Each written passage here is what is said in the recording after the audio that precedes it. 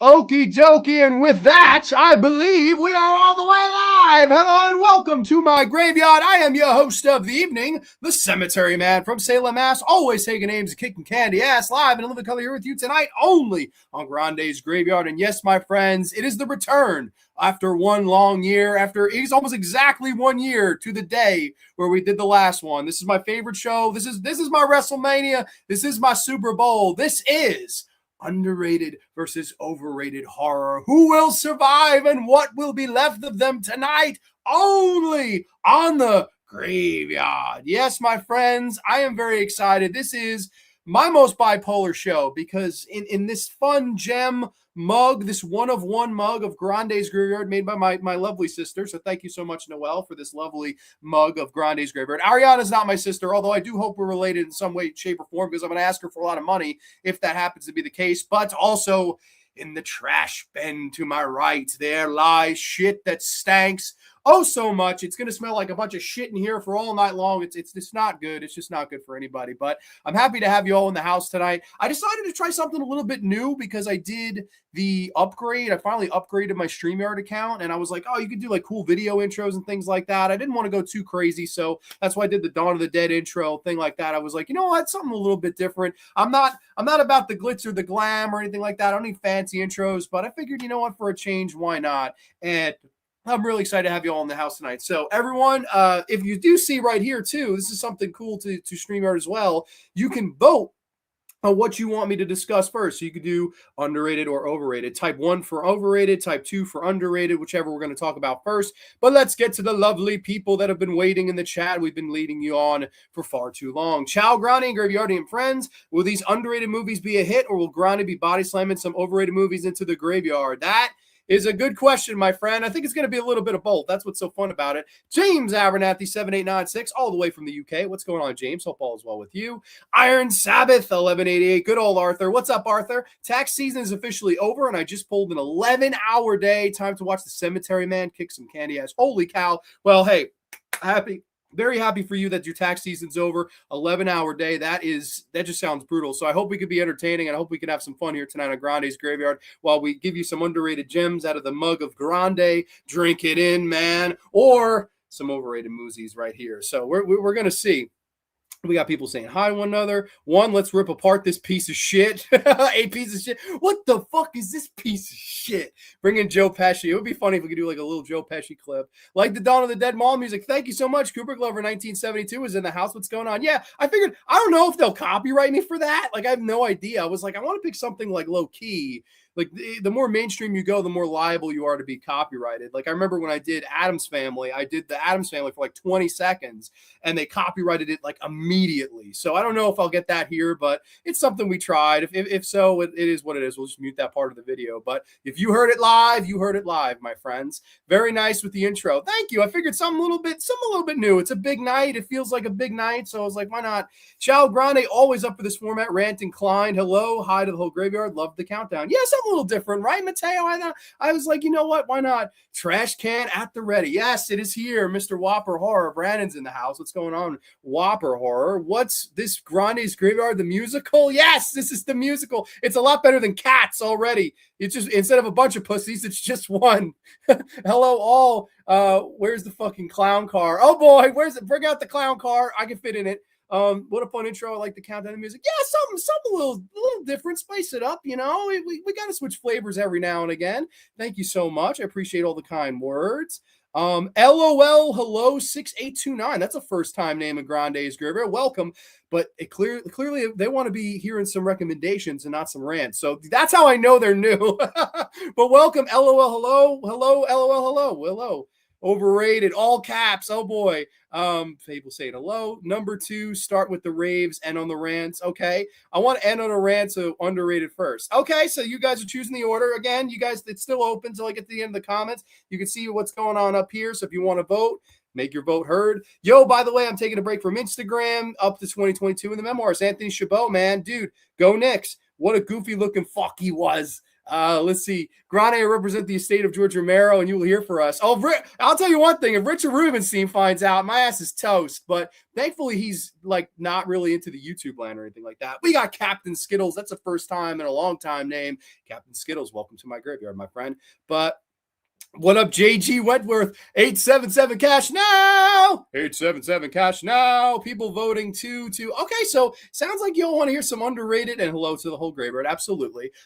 Yeah, no, just before I get into this, man, this is like one of my favorite shows, if not my favorite. So I'm happy to have you all here. And it looks like right now, it looks like it's the underrated that's winning out. So I think we'll close the poll. Not too many votes yet, but again, it's something new. So we'll stop the poll.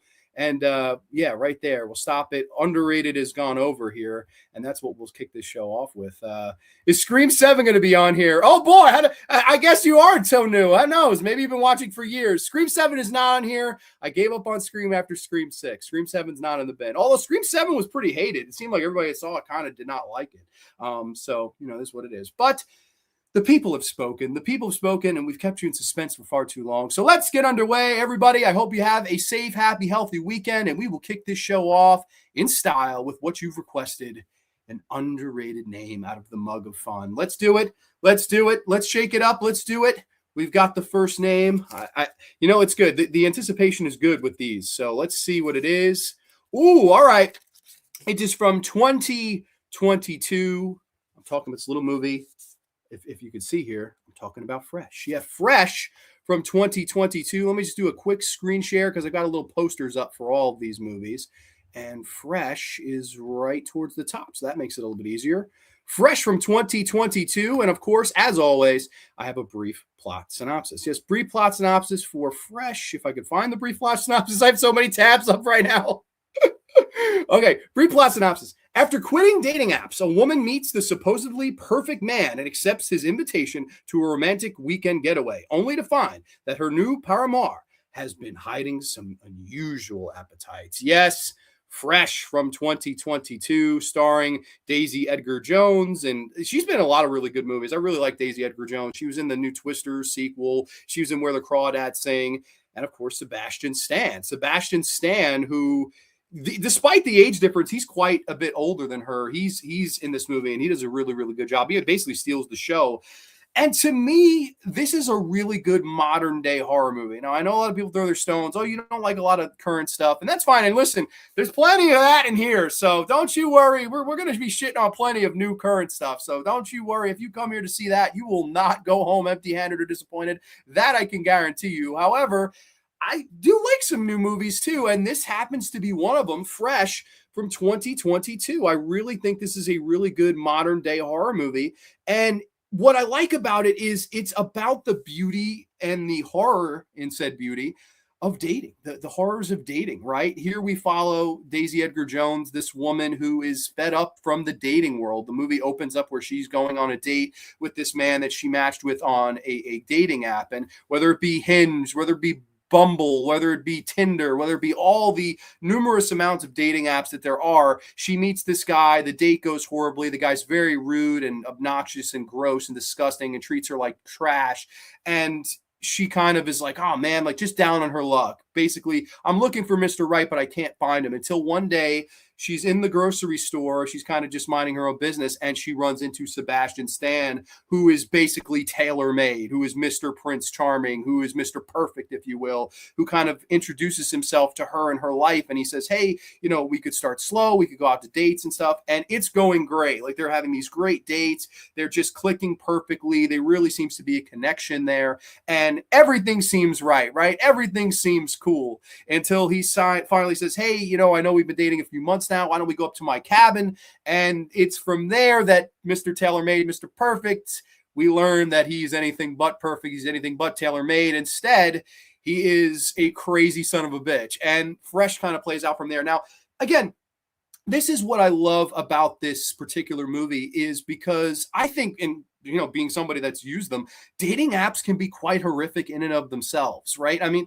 you're looking for love basically in all the wrong places. It's a place where people kind of go to meet others that have the same interests, the same hobbies, around the same ages, and the same styles and things like that. And you're just hoping to meet that spark, to meet that connection, to have that flame lit, if you will. And sometimes it goes horribly wrong. Sometimes it goes good. Sometimes it goes bad. Sometimes it goes goddamn ugly. And we've experienced that. I mean, that's dating. It sucks sometimes. And Daisy Edgar Jones, her character is really kind of portraying the desperate side of that, right? Someone who's just sick of it, who can't put up with it anymore. And then by the chance of fate, in the middle of the store, just meets the Mr. Right, the right guy, right? Sebastian Stan, who's very suave and sophisticated, and he's the surgeon, and there's nothing wrong with him, at least it seems on the surface, until we kind of find out a little bit more of what's going on behind the scenes. And that is where the horror lies. And I just think this is crazy. It's one of those movies where you think something's going to go wrong, but you never really understand what it is until you start watching the movie. And so big major spoilers here. So if you want to see this, if it sounds interesting to you, I'm going to make some spoilers here. Sebastian Stan, you find out, is this culinary / surgeon guy who is kidnapping, abducting, and seducing women and selling their body parts to an organization of cannibals. So yes, he's seducing these women. Oh, I'm charming. I'm this, I'm that. I'll buy you a dinner or two. Then he's locking them up in the house, feeding them all sorts of fattening meals, and then surgically removing parts of their bodies, whether it be a la their leg, a la their arms, a la their cheeks, a la Daisy Edgar Jones. He sells her ass. He cuts off her ass cheek. She has no ass in this movie. There's a whole scene where he surgically removes her ass. Her ass cheeks are removed and then just sold on the internet. And what I also like about this movie is it had a sense of humor, but when it needed to be serious, it was serious. For example, there are really funny scenes where he's chopping up her body parts in the kitchen and he's just blasting out to some music. Obsession, live on me, oh, obsession, as he's cutting up this girl's left ass cheek. I mean, that shit's funny as hell. But also, like, when it had to be serious and when the chips go down, this movie really works. And I thought that was one of the biggest reasons as to why I kind of gravitated towards it. I thought that was awesome about it.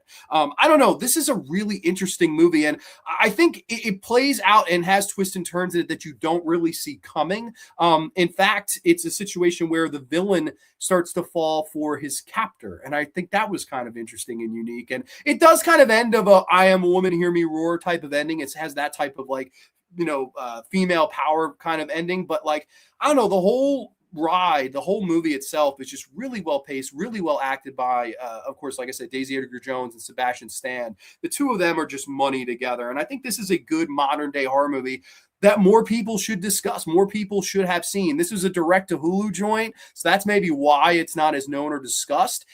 But it's a reason why it's coming out of the underrated cup of fun. So fresh is, to me, everything in that name. It is a fresh title here on Grande's Graveyard. I'm curious, though, what do you all think of Fresh if you've seen it? Let's go back to the comments. Let's see where we were. I think we were here all the way from Nova Scotia. Michelle Parsons, 4613 is in the house. Hi, Grande and everyone. People saying hi. We got Jeff.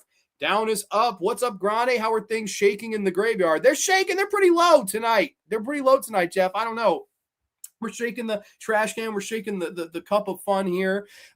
Yes, Scream 7 got boycotted over the whole firing thing. Yes, it did. But it also, from what I understand, was not a great movie in and of its own means. I didn't see it, though. I'm at work, so we'll see how much of this I get to watch. Well, hey, all we are saying is give Michelle Parsons a night off. That's all we're saying. That's all we're asking for. Triple H says, look at you with all the upgrades, Grande, thick-ass paper slips and typed out, moving on. I'm moving on up like the Jeffersons. Fresh was my favorite movie of 2022. I loved it. She had a ride or die best friend. Yes, I really liked her character in it. She has a best friend in it that's kind of trying to figure out what happened to her, why she went missing and things like that. She's kind of sticking her nose into the business and trying to save her friend. I loved her. I thought that character was awesome in the movie. And I'd have to agree with you. This was my favorite horror movie of 2022 as well. I thought Fresh was just incredible, like really, really well done modern day, modern school horror. And like, to me, it's just so relevant to the times. And like, listen, I'm not I could say this honestly. This is from the female perspective of how dating apps can be rough, right? I mean, there's examples and points where she's getting messages on her apps of, "Hey, you're cute. I could make you so wet," and then it's a picture. The guy sends her a dick pic, and she's like, "Whoa, we just started talking. Like, what the fuck?" And she kind of just blocks the guy immediately. Like, I'm sure a lot of women go through that, and as crazy as it sounds, there is horror in that. That's not something you're looking for. Love. You're looking for a settlement, right? You're not looking for all that. I mean, some people might be looking for all that, but maybe not at the beginning, or maybe they are. I don't know. But I liked that they kind of portray her character as real as possible. And listen, I've been on the male side of that. I've been on the male side of, oh, hey, this is going nowhere. I'm giving and I'm giving and I'm giving. I'm not getting, right? Like, we've all been on good, bad, or ugly dates, and it sucks. It hurts. And this is a movie about it. This is a movie about the horrors of that. And I think that it was really cool to kind of move into the modern era, and something that I think would work now better than it ever would have worked. There's my beautiful chestnut-haired boy, AJ Zetro, 1975, is in the house. Welcome, AJ. My first pick is the pilot episode of Night Gallery. Okay, Slasher Fred's got his picks tonight on Grande's Graveyard. Welcome, Fred. People saying hi. Mr. Perfect Day, can he clutch his own hair? Can he get some touchdown pass like Kurt Hennig? No, or hit a home run off Wade Boggs, or all those fun vignettes. That the touchdown pass is hilarious, though. That's one of the best vignettes ever. The horror movie was fresh. Oh boy, the raps have made a triumphant return. Grande, I've met people who use dating apps, had success, married even. Yes, listen, I know some people, they have happily marriages, kids, the house, the the job, like the whole 9 yards. But there's also the other side of that. I'll tell you a personal story. I had a girl I was talking to on an app for a couple of months. Everything seemed well, right? We set up finally, like, listen, we've been talking a while. We get along great. Let's set up a date. So she picked a place in the middle of us. We set it up. I went. I was looking, so I cleaned myself up. We went. And as soon as I got there, this and stuff just didn't show up. She no-showed. I got ghosted, if you will. And the feeling that I went through that, I was so sad. I was so hurt. I was so crushed, because I was like, man, this was all working good, and we didn't even get a chance to see if the date would have went well or not. When I got there, she had just deleted me from whatever the app was, and that was it. I mean, listen, that sucks. It sucked then. It sucks now. But at the same time, again, there's horror in it. And I think to capitalize and make a movie about it, I mean, all the power to it. I think that's really, really cool. The dude with herpes on his eyebrow was looking for love in all the wrong places. You damn right he was. Yeah, don't eat anything before you see the film. Yes, this and the emphasis they put on eating, I thought was great in this, right? Like, there's so much, like, the crunches and when you hear the cutting and stuff like that. And she at one point asks him, she says, "How does it taste?" And he goes, "With the right chef, with the right touch, with the right care. It's exquisite." Like, I love how he's so into it. He's not just a surgeon / cook. He's eating his own supply too. He's getting into it. Fresh is okay to me. Can take it or leave it. See, I would take it all day. I think Fresh is a really, really good movie. Like that, to me, of modern school stuff, there's not as many as good as this. Well, you wouldn't have a movie of Mr. Right wouldn't be Mr. Wrong. Yeah, that's a good point. Grande, that makes me think of Teresa's with that young tourist body, organs taken. Okay. Does she get a BBL at the end? No, she does not get a BBL at the end. No, unfortunately, she does not. But I don't know. It's just one of those things, man, where when you first see it, you're like, wait a minute, he chopped off her ass cheeks? Like, what? And then he's cutting up, and what song's playing? Obsession? Like, what the heck, man? Just crazy. Yeah, you expect Helen Reddy to come out and sing the song. Don't pay attention to me. I'm delirious. Oh, shit. Not seeing it anywhere other than Hulu? That's a good question. I don't know. You know, Mateo, I will look for you. I'm not sure, though. Uncle Bill of the Pit 187 is here. Grande of the Dead needs to be a thing. Hell yeah. I'll second that, Uncle Bill. Hope all's well with you, buddy. Are you looking forward for Doomsday and Brand New Day, Grande? Definitely not look forward to Brand New Day. That trailer sucked. Let's make Spider-Man depressing. Let's make Spider-Man all gray. Let's defeat the purpose of the previous Spider-Man movie, where he moved on from those fucking people because they don't remember him. And now, I want to be back in their lives, and I'm sad, and Scorpion's going to be a throwaway. Brand New Day could go fuck itself. I will not see that. People saying hi. What else have we got over here? Yeah, my friend says women tend to be very cautious of men because some men can be really creepy. Sure, they can. My inbox is nothing but dick pics. I'm tired of it. Mark's getting spammed with the eggplants, if you will. Let's see what else we got here. People saying hi. Sorry to hear that, Grande. Dude, no, that happened. It shit happens, bro. It happens. Like, it sucked that day, but man, you got to move on. I've met a lot of great women on apps, but I've also met some complete psychos. Exactly. That's again. I've had good dates. I've had bad dates on these apps, man. But like, to me, to see it done in a movie, I was like, oh man, like I thought my date was bad, right? Like, another one. I remember I went out with this girl. She had blue hair. You could take a wild guess that she was a fucking vegan. We went to this really nice restaurant in the city, and I made sure they had vegan options, and we're sitting there, and I spent a pretty penny on that fucking bill. She looks at me at the end, and she's just like, oh, this place isn't that fancy. I was like, motherfucker, what? Like, for what I paid, you fucking blue-haired motherfucker? That was the last date of that. I want to cut a Jim Cornette promo on her, but I didn't do it. I just kind of was like, all right, not for me. Sucks for her. Dude, it happens. It's all right. That's shitty. She stood you up and ghosted you with no explanation. Yeah, people have their reasons. It's all right. It is what it is. Some things don't work out. But I think another thing too, and I'll say this, to me, what really works about Fresh is when you are at that height of euphoria and when you really meet somebody that you're into and you like and it's going good, when they crush you.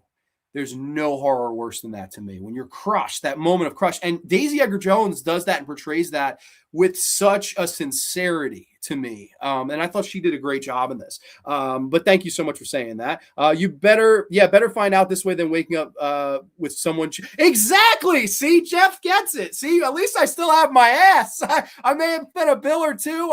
I may have been stood up or two, but at least my ass wasn't chopped off and being sold on the black market to some freaking crazy motherfucker with a hacksaw and a freaking pig liver. Someone would dare goes my friend Grande. Outrageous. No, it's all right. No, I feel so bad. I shouldn't even have said that story, but like, it's just the truth of it. The truth of the matter is, it's like some of it sucks. Like some of it can be really, sticky, right? I don't know, maybe meeting someone physically over online because you at least, well, and that's the thing. She meets the guy in the store, and the whole thing is, wow, I don't need these apps. I met somebody normal, blah, blah, blah, blah, but he doesn't have a social media, but he doesn't have this, but he doesn't have that. And she is giving these excuses as to what, whoa, I'm looking past the red flags. I really like them. And that's the thing that a lot of us do too. We'll look right past, we will walk into a burning building with our eyes wide open if we are convinced that the person on the other side of the door is the one for us. We've all done it. We've all been there, some more than others, some less than others. But I think at the end of the day, it shows you that we're all human and this shit happens. Yeah, at least you didn't end up like split personality. See, I didn't get cut in half like Joe Pesci. Granted, maybe that woman might have been bad for you. Who knows? Sure. Making a Sam Raimi movie after Spider-Man truly. Oh, geez. Yeah, that's true. You can't, like, to me, Sam Raimi's movies are perfect. Did you like the blue-haired woman, Grande? But honestly, not after that. We were clicking okay. And then I had a good dinner. We were good. Everything was good. And then I was like, motherfucker, I took you to one of the nicest places in New York City. And you just like shat on the place. She was like, oh, we should go somewhere else. I was like, motherfucker, you think I'm going to eat salad for entree? You got another thing coming. I ain't eating no damn salad. You should have cut Hi, Papa. Who is the big fucking jabroni with the blue hair sitting here with us? Yeah, it could suck. Yeah, Uncle Bill. Buddy, if someone said they wanted vegan options around here, they would have to eat the dandelions. Would they have to blow first on the dandelion? Could they have the top, or just that's it? That's the dandelions, man. Travis Bickle took Betsy to the porno theater. Yeah, talk about a great first date.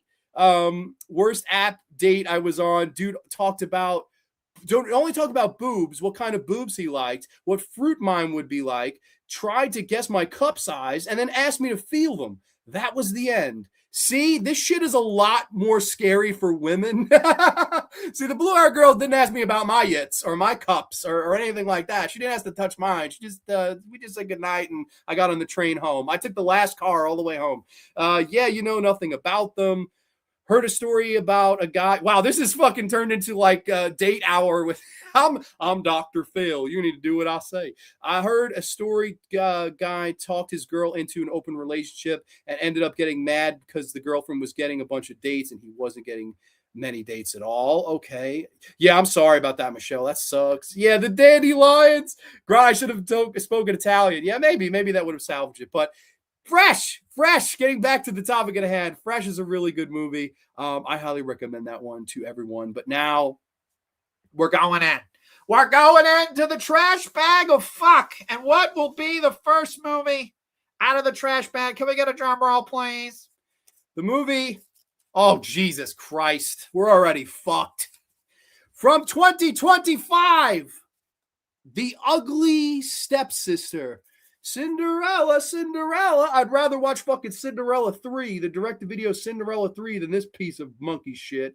But let's pull up the little poster here of this horse turd. Did I even pull? I didn't even get a thing of it. Okay, well, I forgot to pull up the tab for it. So let me just get the tab really quick, because this movie is a bunch of shit, all the way from Norway, if you couldn't tell. Let me just click here. Okay. Brief plot synopsis. Elvira battles against her gorgeous stepsister in a realm where beauty reigns supreme. She resorts to extreme measures to captivate the prince amid a ruthless competition for physical perfection. Yes, The Ugly Stepsister. When the shoe doesn't fit, cut your fucking foot off. That's basically this movie's logic, and I can share the screen here to this piece of shit movie that everybody and their mother loved, and I don't know why that is, but it's The Ugly Stepsister. The first thing that comes to my mind with this is a bad The Substance ripoff, like a really bad one. And on paper, I thought I was going to love this movie. It's an independent film from Norway. It's taking the fairy tale story of Cinderella and turning it on its side and making it a horror story. Here we have Elvira, the ugly sister, the ugly stepsister, if you will, the ugly duckling, if you will, a girl with imperfect nose, an imperfect teeth, an imperfect smile, imperfections every single place you look. She's not the skinniest gal in the world. She's got freckles in wrong places. Everything that you could think of, she's got it wrong when it comes to the look department. And she is a girl that's been raised by a single mother. The single mother is trying to kind of whore herself out around. She meets this older gentleman who has a beautiful daughter, and she marries him thinking she's going to get all his money when he dies, sort of reverse, or an Anna Nicole Smith type of thing. I'll marry the old man if I get all of his money. She marries the fucking old man. The old man dies, and spoiler alert, the old man didn't have any fucking money. So now she's broken out of a job, and the opportunity arises where this ball is happening and Prince Charming is going to select his Cinderella, whose ever foot fits the slipper. And in that vein, if the person he picks gets married to him, wealth, fortune, fame, and happiness will ensue, right? This mother's ideology is, let me turn my ugly duckling into somebody who is more beautiful, someone more desirable, someone that can capture the heart of Prince Charming in order to get him to select her at the ball, right? Not a bad premise. I'm with the premise. I was with you. I was so excited when I went to the movie theater and watched this. I was like a kid at Christmas. Holy shit, let's do this. I'm excited. What ensues is a bunch of nonsense shit. I hate this movie. From the bottom of my heart, I hate this movie. This, to me, is body horror and the horrors of undesirability done oh so wrong. What do I mean by that? We've talked a lot about the horrors of undesirability and how I feel that it is a trope of the genre that is being beaten to death right now. And that's, like I said, a lot of the part that The Substance was such a big hit. The fact that The Substance was nominated for Best Picture, for Best Director, Demi Moore for Best Actress. You're going to get movies now that will rip that concept off and try to make their own The Substance. Hence, your Ugly Stepsisters of the world. Hence, Slanted, which just came out, which is a movie where a Asian American teenager feels that she doesn't want to be Asian anymore and changes her ethnicity to being a white girl. I swear on my fucking Jeebus. That's the plot of Slanted, which I am not brave enough to see. No, I'm not brave enough to see it, because I know for a fact I'll probably spontaneously combust in the theater if I watch this shit. And like I said, I think it's been done so much better, right? We look at the Tales from the Crypt, look at Beauty Rest, look at the horrors of undesirability in that. Look at Mary Mary from Tales from the Dark Side. Look at the dumpling segment in The Three Extremes. Look at Black Swan. Look at all these movies or shows that tackled this same theme and did it with respect and did it with the utmost of what the horror of the subject is, right? We do feel the sadness that our protagonists are feeling in those movies. We do feel that story being told from a serious perspective. This, let's fucking make it a big, goofy fucking body horror gore fest, and it doesn't work at all.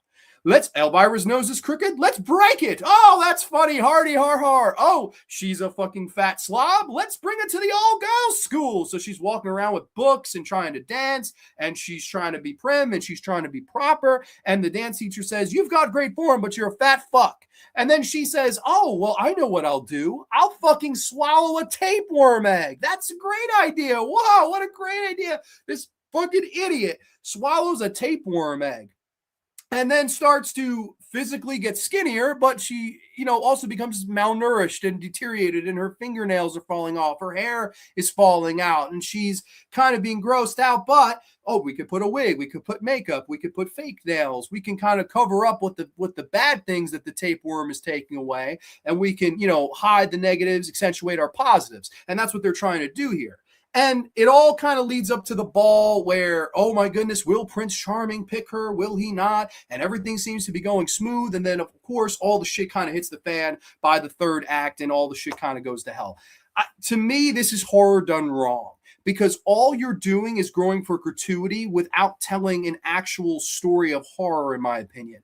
And not to say the acting's bad, I don't think that's the problem here. I think the tone and I think the attempt from the director is the main problem here. We have so many ideas running around, so many vibrant colors trying to capture this fairy tale world, and yet at the same time, it feels like it stumbles over its own 2 feet, even to the point of literally stumbling over its own 2 feet. And what do I mean by that?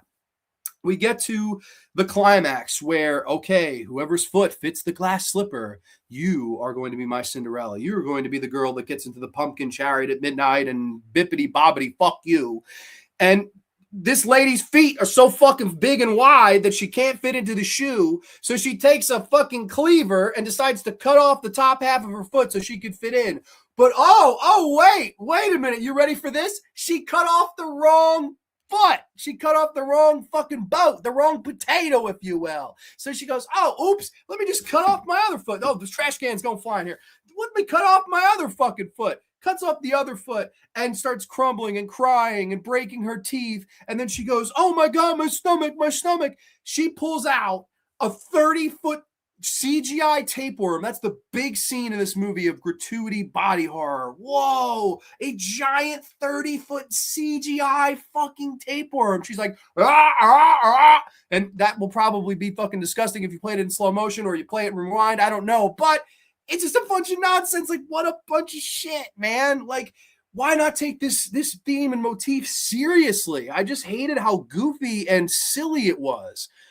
I don't know. I just really hated this. To me, you could tell a story like this with class and then do the body horror on top of it. But instead, it all felt so unsincere and unserious that I couldn't take it seriously. And it wasn't funny either. It just kind of bordered on the line of ridiculousness just to be ridiculous. And I know there's some people that are going to like that, and there are going to be some people that fucking hate that, and I'm one of them. Now, this was a little movie this was a little movie that got a lot of buzz. A lot of people here in the States were loving to love The Ugly Stepsister. I think Second Sight Films did a crazy big special edition 4K of it. It's gotten rave reviews, and people say it's the best predecessor or the best knock of The Substance since we've had The Substance, and that's fine if you feel that way.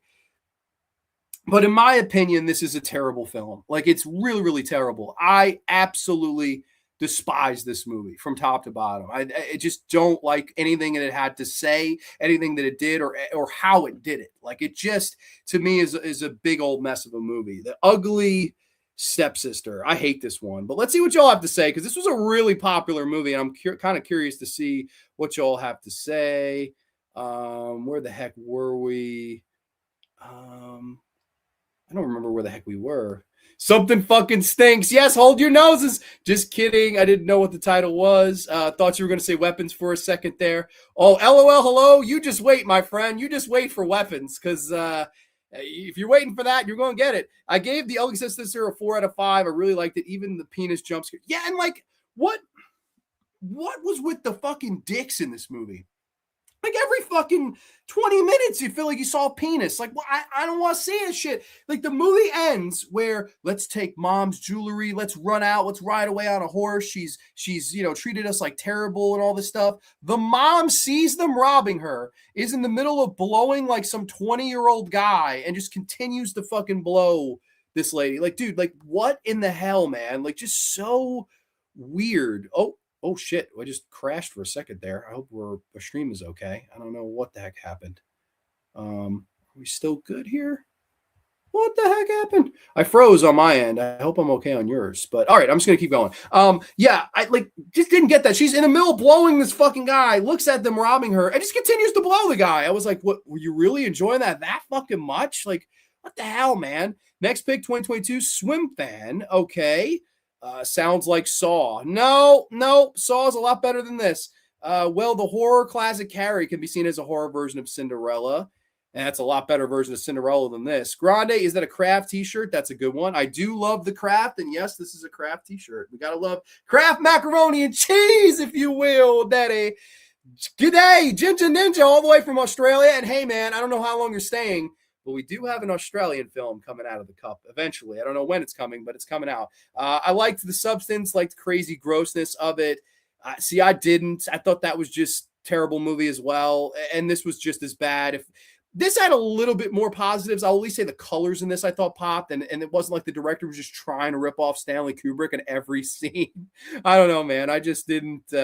The substance didn't work at all for me because it's the inside. It's what's on the inside that counts. Exactly. I like the Ugly Stepsister, but I had some minor issues with it. Overall, not mad at it. See, I was really mad at it. Well, thank you, Kubrick. I appreciate you saying that. I liked how it talked about the beauty standards of the time and what people, especially women, put themselves through. See, again, Heather, I would have been all for that. And I think that's what I wanted in this movie. But instead, it's just a one big fucking joke that's not funny. Like, I didn't laugh. I was like, are we eventually going to get serious here? Nope. Giant 30-foot CGI fucking tapeworm. That's it. That's what I got for after waiting for 2 hours, which this movie did not need to be 2 hours long. Alfa Romero 1988's in the house. It's called Looks Maxing, bro. Well, whatever it's called, it fucking sucks, to be perfectly honest with you. Dick Maxing. Oh, is that what it's called? I did not like this movie, man. Mama wasn't a spitter. No, mama wasn't a spitter or a quitter. Mama let all her jewelry go out the fucking door and it would just keep blowing this guy. I was like, what the fuck? Like, Jesus Christ. I don't know. Maybe it's just me, but I did not like that one. But let's get back to the positive. Let's get back into the fun cup here of underrated movies. And oh boy, on cue, Ginger Ninja, I hope you're here because this is from the great land of Australia, mate. From the outback of Aussie, from Tasmania. Talk about this movie from 2018.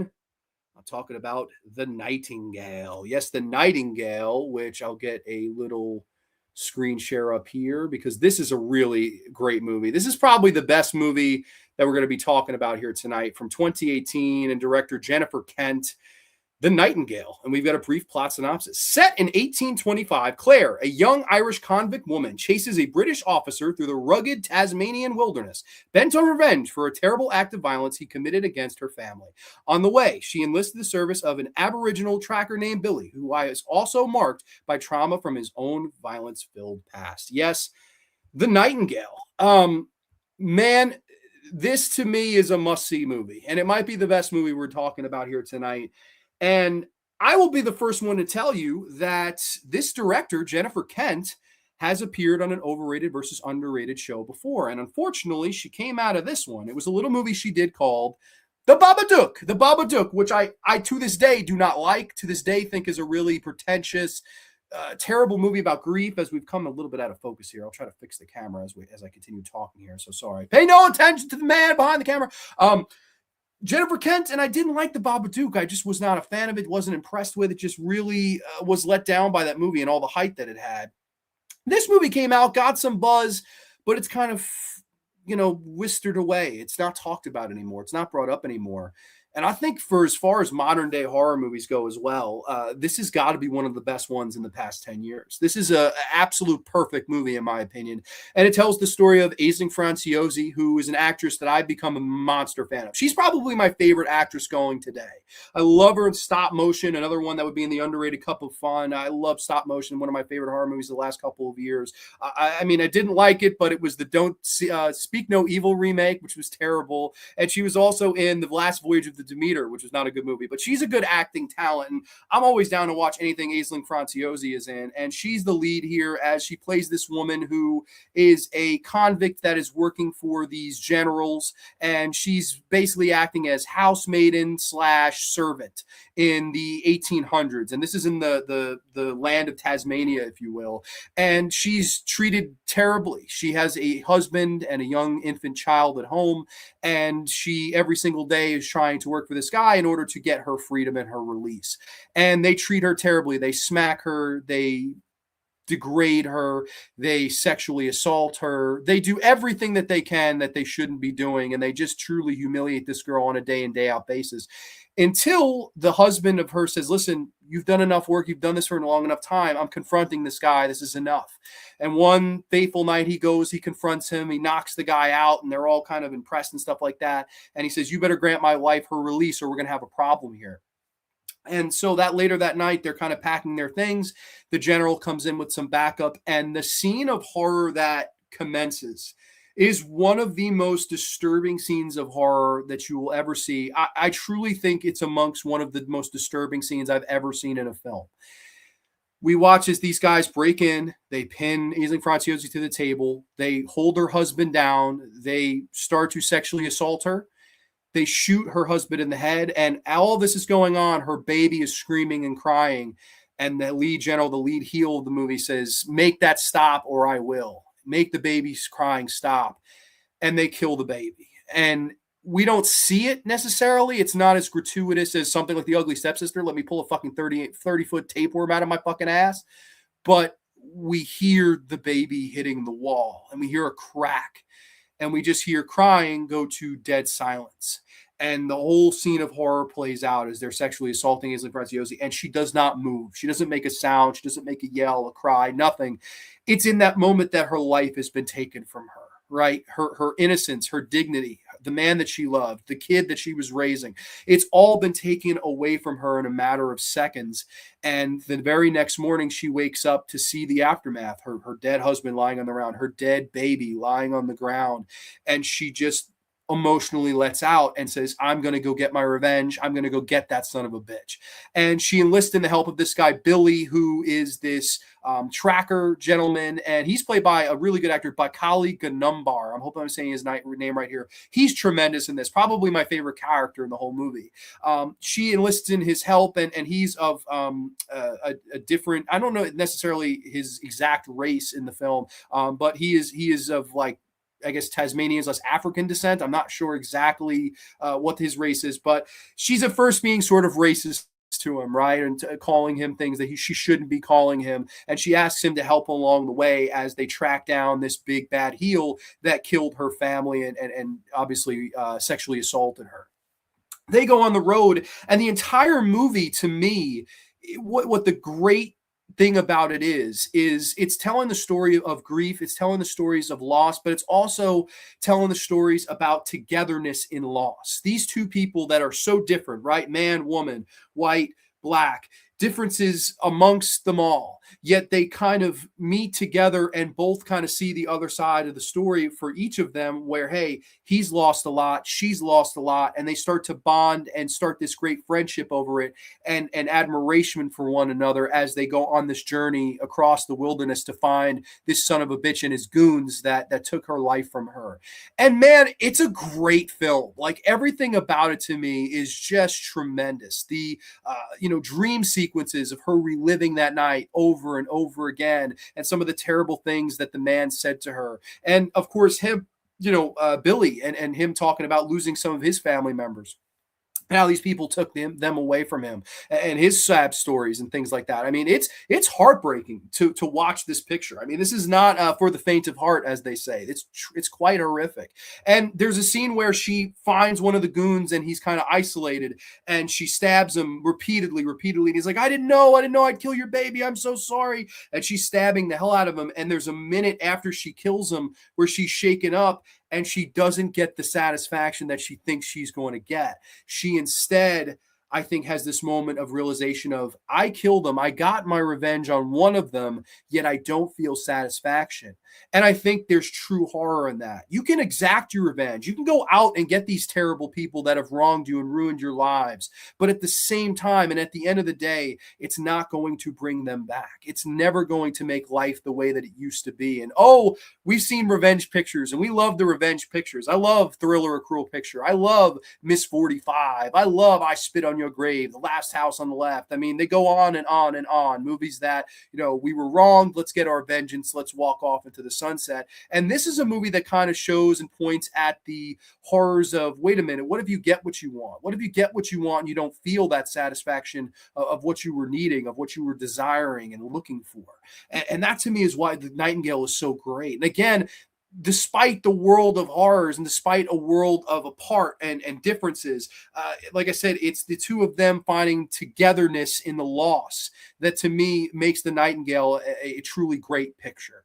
And the whole thing, big spoilers, the whole thing ends up very different from any other revenge picture I'm sure you've ever seen. It's a whole journey. There's deaths along the way. There's twists, there's turns, there's people that are being abducted and assaulted by this guy on the way. There are children that are killed. There are innocent women that are abducted and killed. I mean, they do everything they can to make you hate this lead villain. Like, he is the most deplorable, hateable, like you want to see him get the worst death imaginable. And they give you the opposite. They give you the opposite. And I think that's going to piss a lot of people off. But what I thought about that was great.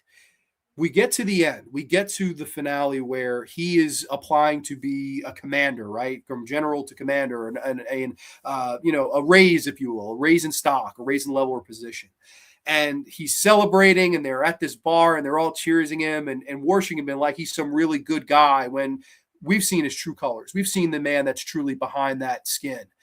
And Aisling Franciosi walks in there, and instead of stabbing him in the throat or ripping his head off or shooting him with a caliber or any of the things that we've seen in all these revenge pictures over the years, right? You can think about it. There's tons of ways that we've killed off our lead heels in movies. She tells him off. She tells him off, not just in monologue, but in song. She tells him off and says, you killed my baby, you killed my husband, you killed me. And now I look at you, I'm here, I've waited for this moment, and you cannot kill what already is dead. And she starts to sing him a melody in front of all these people, and she exposes him for the fraud that he is, for the killer, for the disgrace of a human being, if you can even call him that he is. And she kind of shows him up in front of all of these people that look at him now as an equal, as opposed to an inferior. And she calls him out, and then she just kind of walks out. And they're all kind of looking at him like, yeah, you got that raise, buddy. You're on the council now, but we know what you really are. Like, she just exposed you for the terrible thing that you are. And the line that got me, which is the title of the movie, she says to him, I'm not your Nightingale. Like, I love that line. I thought that line was so beautifully delivered. And we do get a payoff later. The lead heel does get his killing. He does die. He does get his comeuppance. It's not as cinematic as you hope it might be, and it's not by the person you hope it might be. But I thought it was beautiful because that was the moment where she knew earlier on, when she killed the first goon, this is never going to be the way it was. I'm never going to get life back to the way it was. So let me go in there, let me expose him for what it is, and I'm going to show him that I'm not going to let this ruin my life now. This is a new me. I'm a better me. I found togetherness in this guy, Billy, and I'm going to live my best life now. And to me, this is Jennifer Kent coming into her own as a filmmaker. Like, to me, this is such a better rebound from The Babadook, which I thought felt very drawn out, talking about the themes of grief and horror and loss and stuff like that there. There's similar themes, but I felt like this was a much more mature way to look at it, and a perhaps more horrific / psychologically dramatic element and way to look at it. The dream sequences here are horrific. I love them. Like, to me, that's some of the best sequences of horror in the movie. And you do get your exploitation, you do get your things like that, but it's never over the top or gratuitous. Instead, it's all implied, and you feel it. You feel every single solitary minute of the horror in this movie. To me, The Nightingale is a perfect movie, and I highly recommend it to anyone who has not seen it, because to me, this is a movie that should be praised amongst the best. It got high ratings. It got love when it came out, but man, does anybody talk about it now? I'm curious. I haven't looked at the chat yet. Are you guys familiar with this movie? Like, this is one to me that should be celebrated. There's not really a Blu-ray that's in print that you can get of this movie. You got to pay high money for it if you want it. It's out of print, I believe. Like, why is this not a special edition 4K second sight films? Like, where's this movie's 4K, man? Oh man, I just love The Nightingale. But I want to hear what you guys have to say. What do you guys think in the chat here? Because this one's just fantastic. I love this movie. Where the heck were we? Wow, a lot of these. Holy cow. I don't remember where the heck we were. I want to say I was here. Have you watched Locked? It's a Saw ripoff with Bill Skarsgård and Anthony Hopkins. I have not, but there's an Anthony Hopkins movie in the trash can, so stay tuned. Oh, I'm here. Oh, that one. Yeah, I guess Ginger is familiar with it. Damn, I haven't seen any of these so far. Well, that's good. That's what I want. I want people that haven't seen these movies. Like, to me, that's the whole fun of the Underrated Cup. I'm hoping that these are 5 movies that you have not even heard of before.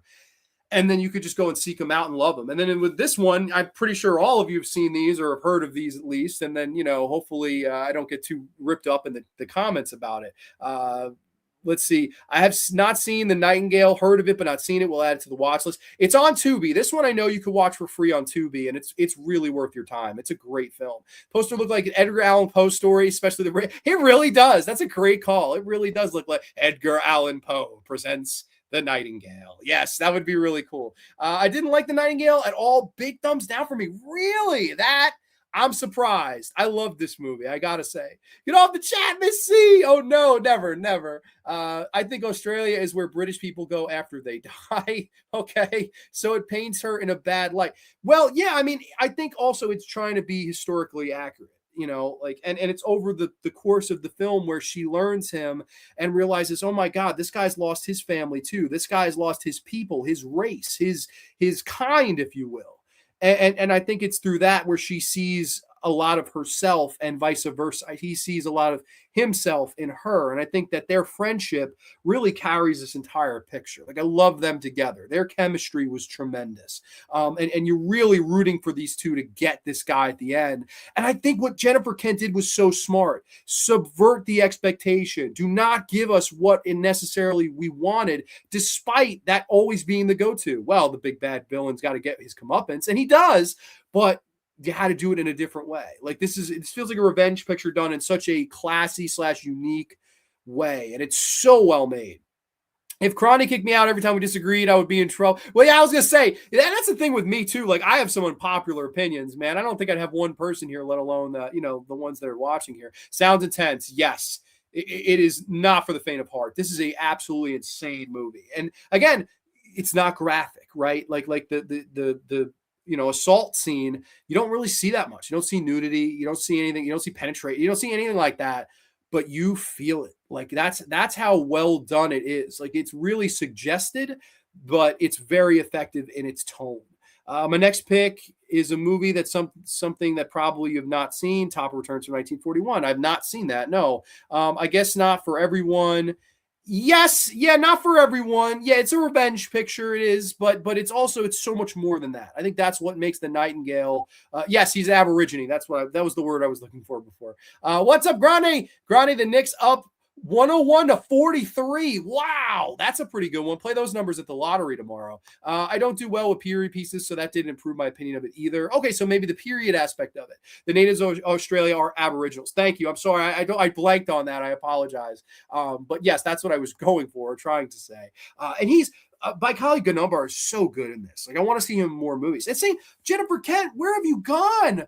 Like, to me, and like, I'm happy that she's hit the rebound to me.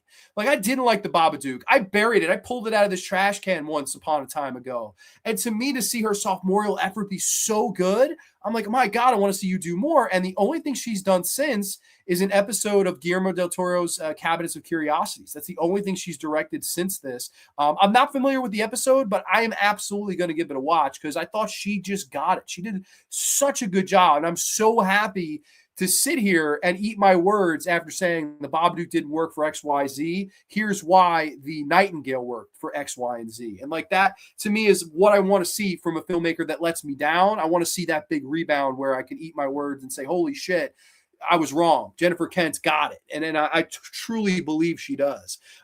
People talking to one another. Fuck, this isn't like the Crocodile Dean at all. Now that's a knife. I like me some revenge film, but this one was fucking rough. Yeah, that's the thing, man. It really, there are no punches pulled. This is a really tough movie to get through. It's all good if we like the same. Exactly. It would be pretty boring if we agreed on everything. Thriller, Miss 45, Spin Your Grave are all good. Absolutely. Yes, no, I like all those. Last House on the Left. I love all those movies. Maybe it works well that way without her directly killing him. Now, see, that's going to turn some people off. I don't mind that. I think the whole point of it is that she doesn't, but that's going to piss some people off. Babadook is a gay outside. Mark Murphy is here, fresh off jury duty. Welcome, Mark Murphy. Yeah, but listen, Babadook was not a movie I liked whatsoever. This, I thought, was such an improvement. Like, I really love The Nightingale. This is a movie that everybody should see. In my opinion, we have Black Glove Reviews 1979, evening all, ... only on the Graveyard. I think I enjoyed the Babadook. The mother, I thought, was stress was going under. Hold on. I thought the stress she was going under, I thought was well done, but I haven't seen the Nightingale. So yeah, the Babadook was one I just could not stand. Whereas this, I thought I couldn't stop. I couldn't put it down. Time to have this. The Nightingale, you just made a list. Nightingale, I've heard of, need to watch. I love films like that. Then if you love films like this, you'll really like this. Fresh Had a Blast With was one of my favorite horrors that year. I'm completely with you. Okay, cool. We're together so far. Innovative way to deal with revenge, right? Yes. Funny Games. Oh, dude, Funny Games is one of my favorites. I love Funny Games. That's sort of like Ron Howard to me, like a Cocoon Cinderella Man. Yeah, sometimes you get surprised for sure. But let's move on to our next movie here because The Nightingale is one that I do think you should all see at least once. But we're going back in. We're going back into the bag of shit. And it is. Oh, I pulled out two. Oh, Jesus. All right. What do we got? All right. We'll take the first one. What's it going to be? Oh, boy. I'm ready, baby. I'm at channel my inner Stu Mocker. Also from 2025, starring Michael B. Jordan, who won Best Actor at the Academy Awards, starring Haley Steinfeld, who's terrible in this movie. Sinners. Yes, Sinners from 2025. Let's share the screen. Let's get unpopular because this is a movie that just about everybody loved and I just despised. But let's get the poster up here, share the screen, and then hit you all with a little bit of a brief plot synopsis. Trying to leave their troubled lives behind, twin brothers return to their hometown to start again, only to discover that an even greater evil is waiting to welcome them back home. Holy shit. You gotta be fucking kidding. You gotta be kidding me. Now, I will be perfectly honest with you. When I saw the trailer to this, I immediately said, From Dusk Till Dawn? Really? Like, okay, we've got two criminal brothers, just like George Clooney and Quentin Tarantino and From Dusk Till Dawn. They go to a place where a bunch of people are jamming out. Not the Twitty Twister, but a fucking barn. There's a hot fucking woman there, a la Salma Hayek, a la Haley Steinfeld. And some of the motherfuckers turn into vampires, and we fight for our lives, and it's a bunch of shit. And one of the brothers gets killed. And the other brother, From Dusk Till Dawn? Really? And that's what I said when I first saw the trailer. And I said, I passed. That's a blatant fucking ripoff of From Dusk Till Dawn. I'm not seeing it. Then the movie comes out, and everybody and their fucking papaw's little niece are running home to tell the cows, to tell their children, to tell me that it's the greatest fucking movie they've ever seen. Go see it in IMAX. Go see it in 70 millimeter. Go sit in the middle so you can get your fucking head blown off one way and the head blown off on the other way, and that you can get down with a river dance and company. You gotta be kidding me. This stinks. This whole movie stinks. This whole movie, and I'm convinced of this. I'm convinced of it after finally giving it a chance, because I went in open-minded. I went in and I said, you know what? Everyone's saying this is really good. I like Michael B. Jordan. I like him. Haley Steinfeld's one of those beautiful women on God's green earth. I will find solace in this movie. And I found nothing. I truly believe that this was Ryan Coogler and his fetish for George Clooney. And I know it sounds crazy, but hear me out. This movie is like From Dusk Till Dawn meets Brother, Where Art Thou? That's all it fucking is. That's all this movie is. It's just a tribute to George Clooney, but George Clooney ain't there. Where the fuck is George Clooney at? Could George Clooney have just been one of the evil, like, Ku Klux Klan people just to get him in there and be like, hey, George, sorry we ripped off all your fucking movies? What about other George Clooney's? What about the fucking Ides of March? What about the fucking Up in the Air? What about Batman and Robin? What about George Clooney's other movies? Why the hell you only picked 2? This is terrible, terrible movie. It's awful. Ryan Coogler, I think, is overrated. I do not like Creed. I'm Creed. My daddy cheated on my mommy. That's why I'm here. And I'm fighting this guy that's going off to fucking prison. I'm not likable. I don't listen. I'm fucking motherfucker. Hate Creed. I don't like the Black Panther movies. I don't like Fruitville Station. I'm not a Ryan Coogler fan. I don't like your work, man. I think he's overrated. I don't see this great visionary that everybody else sees. What is so great about his movies? They're just what the hell? And this is the prince of the freaking examples with it to me. You just ripped off fucking From Dusk Till Dawn, and instead of, we'll have George Clooney and Quentin Tarantino play the brothers. No, we'll have Michael B. Jordan play them both. And like I said, I like Michael B. Jordan. I think he's a great acting talent. I'm very happy he won Best Actor at the Academy Awards. He's not the problem here. The problem? What about Haley Steinfeld? Haley Steinfeld is so bad in this movie. I literally was contemplating if I would ever watch another movie with her in it. That's how bad her acting is in this movie. I shit you not. This is some of her acting in it. Oh, well, you stuck your tongue in my coos and you fucked me so hard, I figured maybe you changed your mind.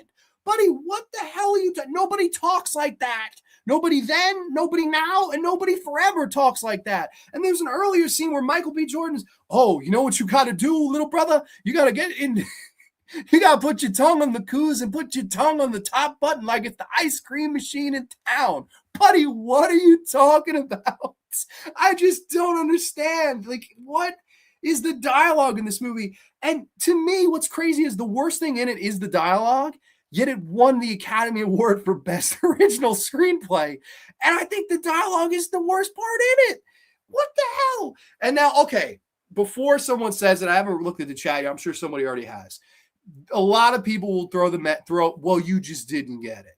That's fine if you feel that way. You're wrong. I get it. I get what the movie was trying to say, that, African-American people have created music that white people have then in turn stolen. And that is where the horror lies itself in this movie. And it's wrong and it's understandable. And I completely get the message of the movie. Yeah, look at one of my favorites of all time, Elvis Presley. Elvis Presley was a guy that primarily took music that was made by African-American people, made it popular. And that's what he did. And listen, there's no doubt that this movie is telling the truth. I'm not trying to say that I disagree with what it's trying to say fundamentally. I understand it and I actually agree with it for all that's said and done.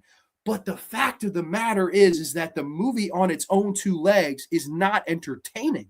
Where's the entertainment? We're sitting around, we're talking about the blues. We're sitting around trying to recruit this guy. We're sitting around trying to recruit Cornbread. We're sitting around trying to conduce this fucking guy that can play the piano. We're dancing. All of a sudden, there's a vampire, but he's of a Caucasian race. So these racist ass white people let him into the house, even though they're Ku Klux Klan members. They tell Mr. Indian man who's hunting down the vampire, rightfully so, to go away. And then, the vampire got you. And the vampires show up and they steal the music. They kill some of the people in the barn. There's a whole crazy machine gun at the end killing Ku Klux Klan members, which is probably the best part of the movie. I enjoyed that. I almost wish the movie would have been that instead of having vampires. Like, to me, with a horror movie, with a movie that became so popular, and with a movie that struck a nerve with society the way that Sinners did, and everybody was running home about it and telling you that it's the greatest thing that they've ever seen in years. Buddy, have you seen From Dusk Till Dawn? Because that is a movie that is done that is a lot better than this. Have you seen Oh Brother, Where Art Thou? That is a movie that is done a lot better than this. This is not Oscar worthy. To me, this is dull, it's boring, and it's monotonous. And you never hear me call a movie boring or dull, but it is. It's 2.5 hours long, and it truly feels like it went nowhere. Like, where did this go? Horrible writing, horrible over the top acting from a lot of the people involved. Haley Steinfeld being the biggest offender. She sucked in this movie. No pun intended. Vampires suck. Haley Steinfeld sucked. Talking about sucking his fucking dick and stuff like that. Like, I'm sorry. Like, I think this is a mess. I really do. And listen, I'm happy people liked it. I know this was like apparently the runner-up of Best Picture, the Academy Awards. I think it goes to show you that the Academy Awards now, it truly has become like a popularity contest. Like, to me, like, just fundamentally think about this movie. What makes this Oscar worthy? What about it? What about it? Was the music that great in the picture? Okay, if you really like the music, that's great. Oscar worthy? The story that you completely ripped off from another movie blatantly, didn't even hide it. Was that what made it Oscar worthy? Was the terrible writing talking about sticking tongues in people's coozes? Was that what made this Oscar worthy? Like, what made this Oscar worthy? I'm really asking, man. I did not like this movie. This is a bunch of shit. I would never, ever watch this again. And I think I will say this too, and no one will agree with this. I think I think Michael B. Jordan should get away from Ryan Coogler. Like, I think he would do so much better if he got the fuck away from him. But I know they're buddies, and I know they're friends, and I know that, he's directed Michael in so many movies that's never going to happen. And listen, he just won an Academy Award, so why the hell would he leave the guy? So logically, it doesn't make sense. But holy shit, man. This movie's for the birds. I do not like this movie at all. I love that. Hey, I'm happy people liked it. I'm happy people had a ball in the movie theater with it. I am not one of them. I just think this is a terrible fucking film. I do not like Sinners whatsoever. Hate this movie. But let's see what y'all have to say in the chat, because I know I'm going to be in the minority on this one. This one is beloved, but I just fucking hated this. You need a toilet seat next to you. Yeah, I should be sitting on the bowl, right? I should be sitting on the toilet seat. I already knew. Captain Skittles knew it was coming.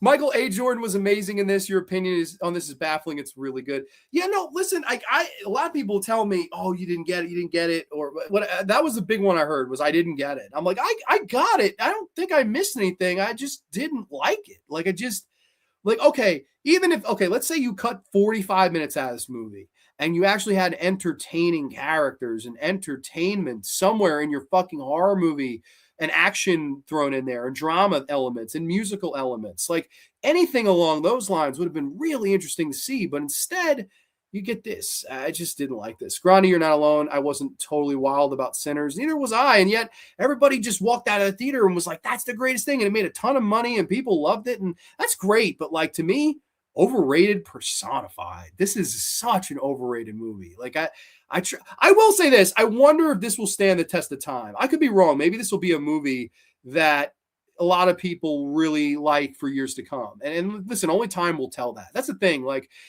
you look at movies throughout time. Look at a movie like Cabin in the Woods. Cabin in the Woods, when it came out, everyone was loving it. And I loved it. I do, to this day, love Cabin in the Woods.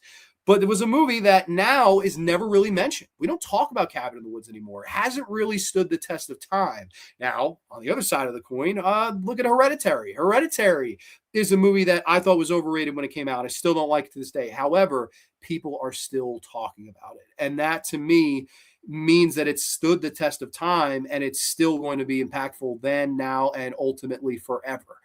That's the testament. It's always the test of time. And we can't really tell with this movie right now. But as far as the year that it came out and all of the praise and the Oscars and this and that, no goddamn way. No.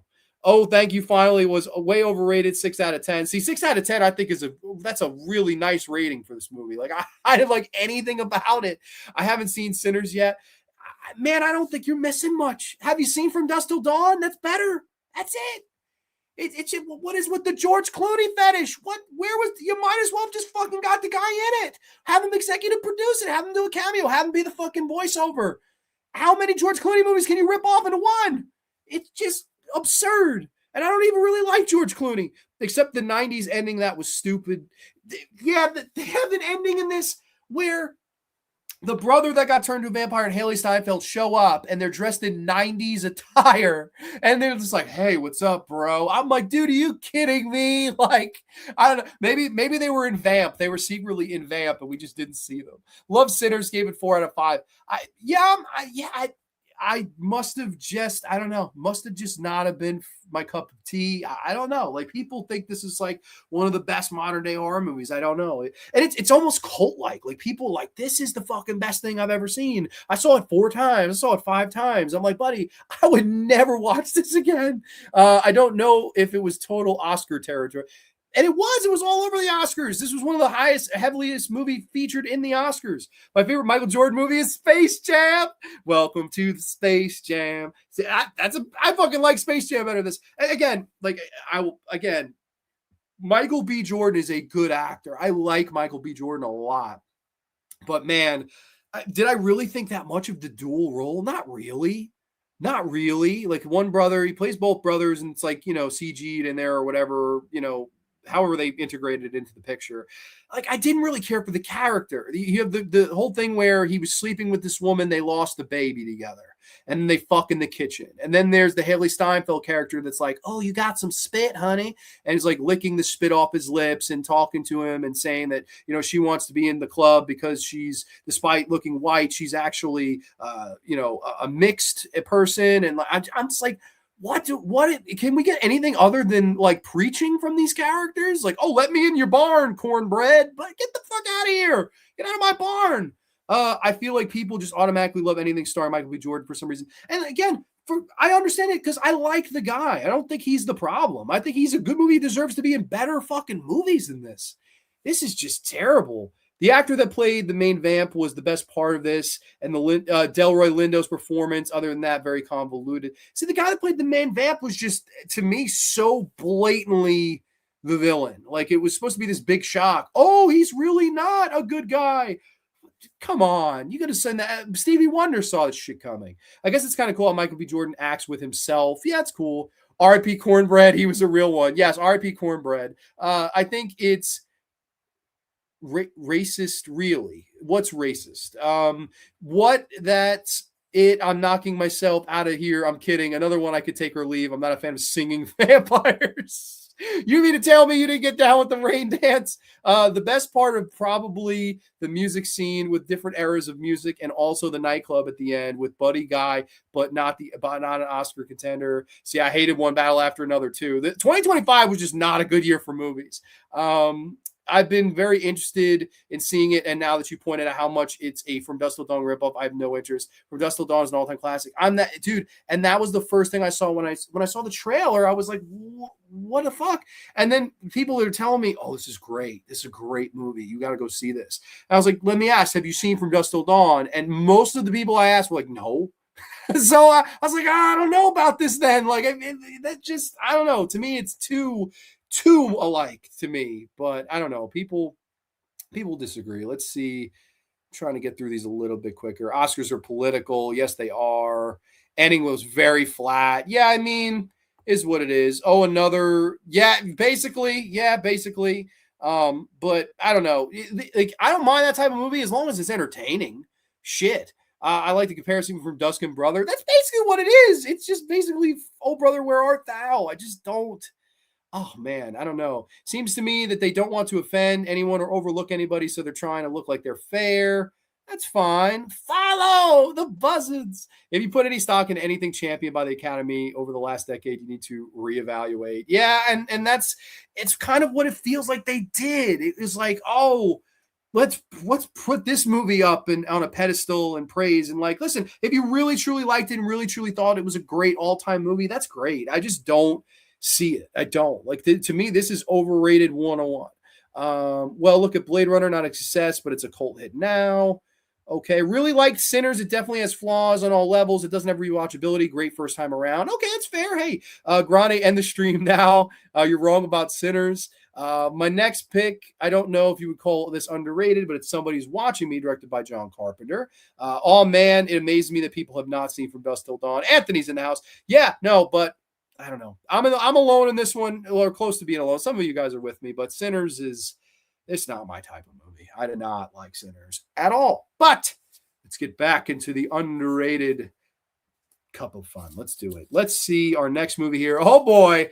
And another one that is not for the faint of heart. A movie that I think deserves to be a little bit more discussed. And that's a big reason why I'm busting it out here tonight on Grande's Graveyard. This is from the year of 2004. This is Cal. Oh, wait a minute. I just shared the screen. I'm going to share the screen. And, well, you know what? That's the one it is. This is Calvar. Yes, Calvar from 2004. Brief plot synopsis. Mark, a traveling entertainer, is on his way home for Christmas when his van breaks down in the middle of a jerkwater town with some strange inhabitants. Yes, Calvar. Now, this came out right around the time of the new French extremity movement. And what do I mean by that? It's like the French Five, right? You had movies like High Tension, Inside. You had movies like Them. You had movies like Frontiers. You had movies like Martyrs. Movies like Livid. So many French extreme horror movies that were coming around the pike at this time. And one that got lost in the shuffle is the movie that we're going to be discussing right here and now, and a movie that I find very underrated, in Calvar. Now, Calvar is one of the weirder movies that we'll be discussing tonight, perhaps the weirdest, I'm not sure, but it's a crazy one where it tells the story of this man who is an entertainer for a old people's retirement home. And he does these little songs and performances and dances and appearances for them. And he's the star of the show, and they all love him at this retirement home. He one day goes backstage. He's kind of taking his stuff off. He's planning to go home to meet his wife and son for the holidays. He's kind of just taking up all his stuff. And this older woman comes and sneaks backstage with him and says, "Hey, I'm a really big fan. You know, thank you for everything you do. I'm a dying old woman. And what you do here, what you entertain me with, it means the world to me." And she gives him a big hug. And then she kind of goes to cop a feel, despite being so much older. And he's like, whoa, whoa, whoa. Like, I'm not interested in you romantically. Like, no, thank you. And she breaks down crying. "I'm so sorry. I'm so embarrassed. I'm this." She calls herself an old whore in the movie, and she kind of just walks out of the room crying. He goes to load up his car and meets none other than Bridget LaHaye. Bridget LaHaye of the old school Jean Rollin pictures, movies like The Grapes of Death, movies like Night of the Hunted. You'll know Bridget LaHaye if you've seen any of those movies before. Just a great, great actress. And she is this woman that kind of confronts him before he leaves, and she's trying to give him a kiss, and he's holding off because he sees people watching in the window. He's like, no, like, I gotta go. You sense that there may have been something going on there, but he kind of gets in the car and drives away. As he's driving home, his car kind of breaks down on a back road, and he runs into this guy in the middle of the rain, in the middle of the woods, and he says, "Hey, do you know where I could find an inn? This truck just broke down on me." And the guy says, yes, but you got to help me find my dog. And this weird guy, he's like pointing, he's like, "We got to find my dog. I'm so worried for him. I'm so scared." Blah, blah, blah. He's like, "Listen, we'll find him in the morning. It's pouring rain. Help me find this inn." So he helps him find this inn. He checks in, and at first everything seems okay, right? He checks in. This guy's so nice to him that runs the inn. "Hey, I'll make you breakfast. Hey, I'll make you some eggs. I'll make you a cup of coffee. I'll fix your car. The mechanic's out of town. Don't worry about it. But if there's one thing that you can't do, there's one thing that's a big do not, is don't go to town. Don't go to the town. Don't go to the village. Those people are not like you and me." And he's like, "Okay, whatever." So he decides to take a walk around this little barn, this little pub, takes a walk around, and he happens to see something that truly horrifies him. He sees these group of men, and they're holding down a sheep in a barn while this teenage boy is having intercourse with this animal. This freaks him out. He runs back to the bar. He's like, "Holy shit, dude, you were right. These people are fucking crazy in the town. You got to fix my car. I got to get the fuck out of here." So the guy says, "Oh, don't worry about it. Don't worry about it. I'll have it fixed tomorrow. I just need to get a part, and I ordered it. It'll be here in the morning." Okay, great. So the guy falls asleep, and he wakes up and only sees this guy who's taking him into this inn, and he's destroying his van. He's destroying his car, his windows, his motor, his engine, everything. Destroying it to a bloody pulp to make sure that he won't get away. "What are you doing? Why are you destroying my van? What the fuck?" And the guy hits him with the battery. The car battery knocks him out. And when he wakes up, his hair is all shaved. He's bloodied. He's battered. He's bruised. And he's just a pathetic guy sitting in the chair, weak and disturbed and distraught. And the man starts talking to him, and he's pretending and fantasizing that this man is his late wife that left him without warning. And the whole movie kind of plays out from there, where this crazy innkeeper believes and sees this guy who's an entertainer trying to get home to his wife and kid. He sees him as the wife that walked out on him. And the entire movie plays out from there. And man, this is absolutely batshit crazy from beginning to middle to end. This is a freaking insane movie where, like, okay, it's dark, it's crazy, there are times where you laugh because it's just so out there, but at the same time, what I loved about this movie was how disturbing it was. There's really no safety button in this movie. It's just really ball to the wall terror, and it's really unletting for about 90 minutes. Now, there are scenes where he's trying to like kind of convince the guy, hey, listen, you're my wife. Like, you liked this when we used to be together. And hey, I know you'll never leave me again and things like that. There are points where he tries to escape and hide under a tree, but that doesn't work. There are points where he tries to get away or run to the town, things like that. And all these options, all these plans or gimmicks and things that he's trying to get away keep backfiring on him, all to the point where we find out that the town is also in on this whole illusion. And what do I mean by that? Basically, all the people in the town also sees him as the wife that ran out on this guy. And it's just fucking crazy. Like, this to me is as cool as French Extremity gets. It's extreme, it's violent, it's crazy, it's a little bit out of control, but at the same time, its tone stays so smooth. And also, I think what's so disturbing with the picture is there's no music. And you will see things that remind you of other horror pictures. There's a lot of Texas Chainsaw in it, right? There's a dinner scene towards the end where the two of them are at the table and he's telling him how thankful he is for family and for love and things like that. And we do the extreme close-ups on the guy's eyes like Marilyn Burns in the Texas Chainsaw Massacre. I liked that. I was like, oh man, that's a cool homage. Like, this is a completely different movie than the Texas Chainsaw Massacre. Really crazy, gloves are off, but holy shit, at the same time, what I like about this movie is it's still its own thing despite paying homage to some other things. And man, the last act of this movie, I won't spoil, but it is freaking crazy and you'll never see it coming. I don't know. Calvar is one that everyone should see. This one's also on Tubi. It's disturbing. It's really good for the holiday time. It's a better winter horror movie than a summer one. So I don't know if you want to hold off until the winter seasons when it starts getting cold outside again. But man, Calvar is one that I think that more people should see. I really like this movie. I love this poster. That's a great poster. Really cool movie, but I'm curious if you all have seen this one because I really enjoy this. Where were we? Not too many messages on this one. Where the heck were we?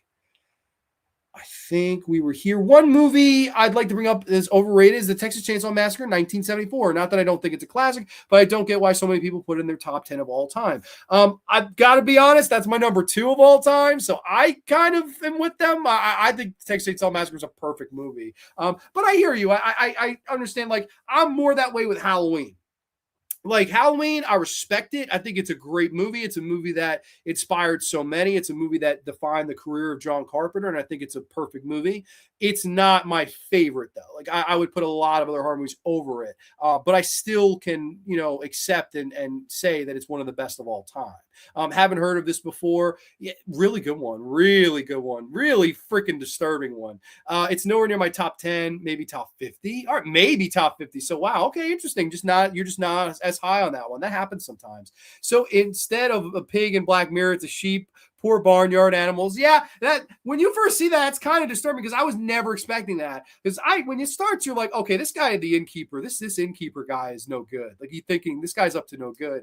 And then when he goes to the town, actually sees the people are crazy. Like, wait a minute, maybe the old man was right. Maybe he's actually was not harking shit to me. And he kind of runs back and nope, this guy's just even worse than they are. And if you know or recognize actors, if you're one of those nerds like me, you'll also notice Felipe Nejon as one of the main town folks. He is the killer in High Tension, amongst so many other great movies. I Stand Alone, I Walk Alone, and also Irreversible. Like, so many great French pictures that he was in. And he shows up here in a little bit of a minor role for him, but he does a really good job in it.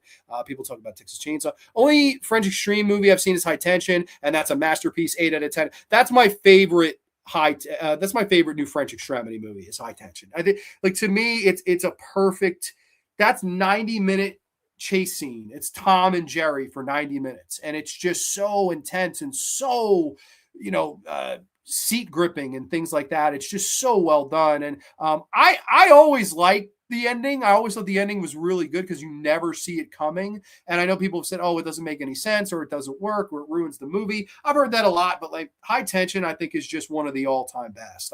I love that movie from top to bottom. To me, that is the best new French extremity horror movie that they ever did. But Calvar's right there. Like I would put Calvar over Frontiers in a heartbeat. To me, Frontiers is a Texas Chainsaw knock. Whereas, or even Them, I would put this over Them. Them is 90 minutes of tension, but the payoff is rather weak. Whereas this, I feel like it's 90 minutes of uncomfortability and unsettlement, and the payoff is pretty great. I don't know. I think this is a really good movie. Looked up Calvar is on streaming service, so I added to the watch list. That's the beauty of the Underrated Cup. That is what I want to hear tonight. That's the job well done by the Cup.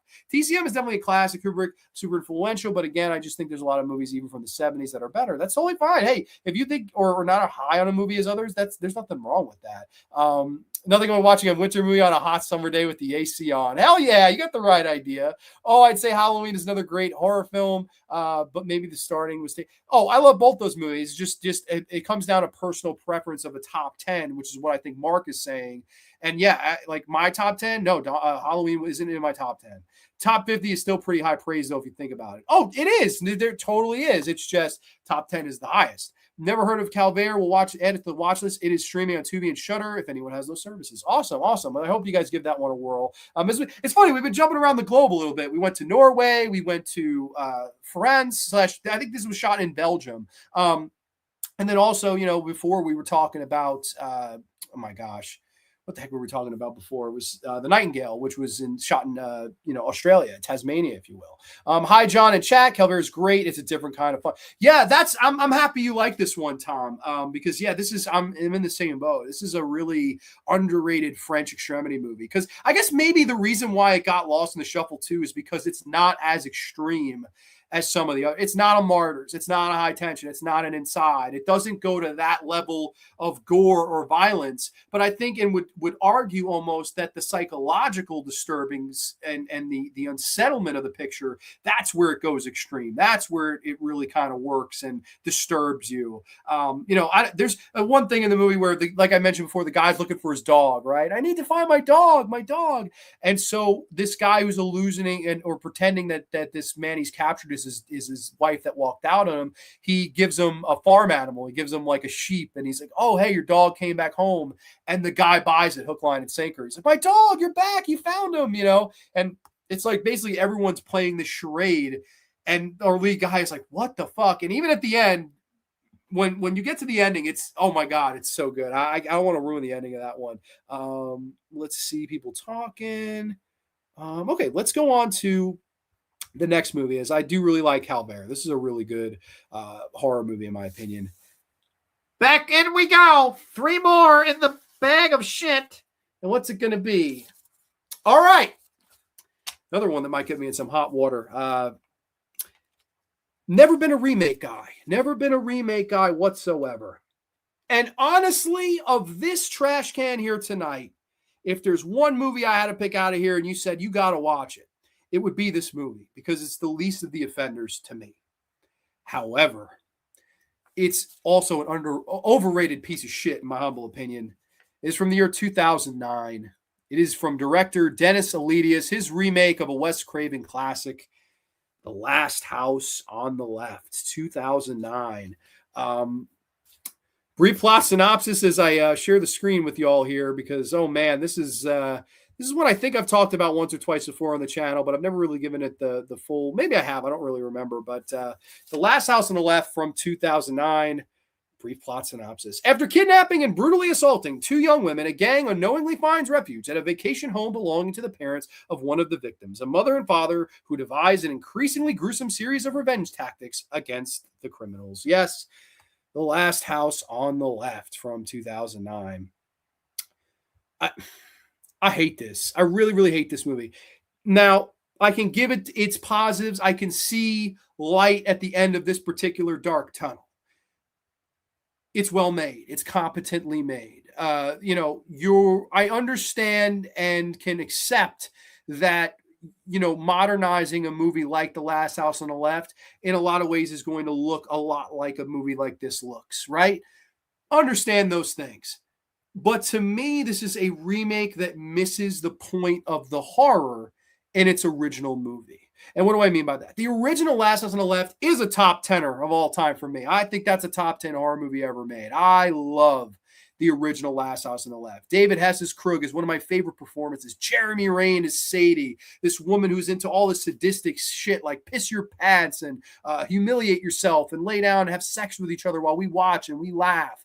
I mean, crazy. And then Fred Lincoln, that great character of all the horrible things that he does in that movie. And he's just, there's something about the original Last House on the Left to me that really works and really speaks so much because, again, it's another revenge picture of we've lost our daughter. We've lost this beautiful girl that was just discovering her womanhood, right? Was just hitting puberty, just coming to, just about to go to, a concert with her friend and get high and maybe meet some boys and explore her young adulthood.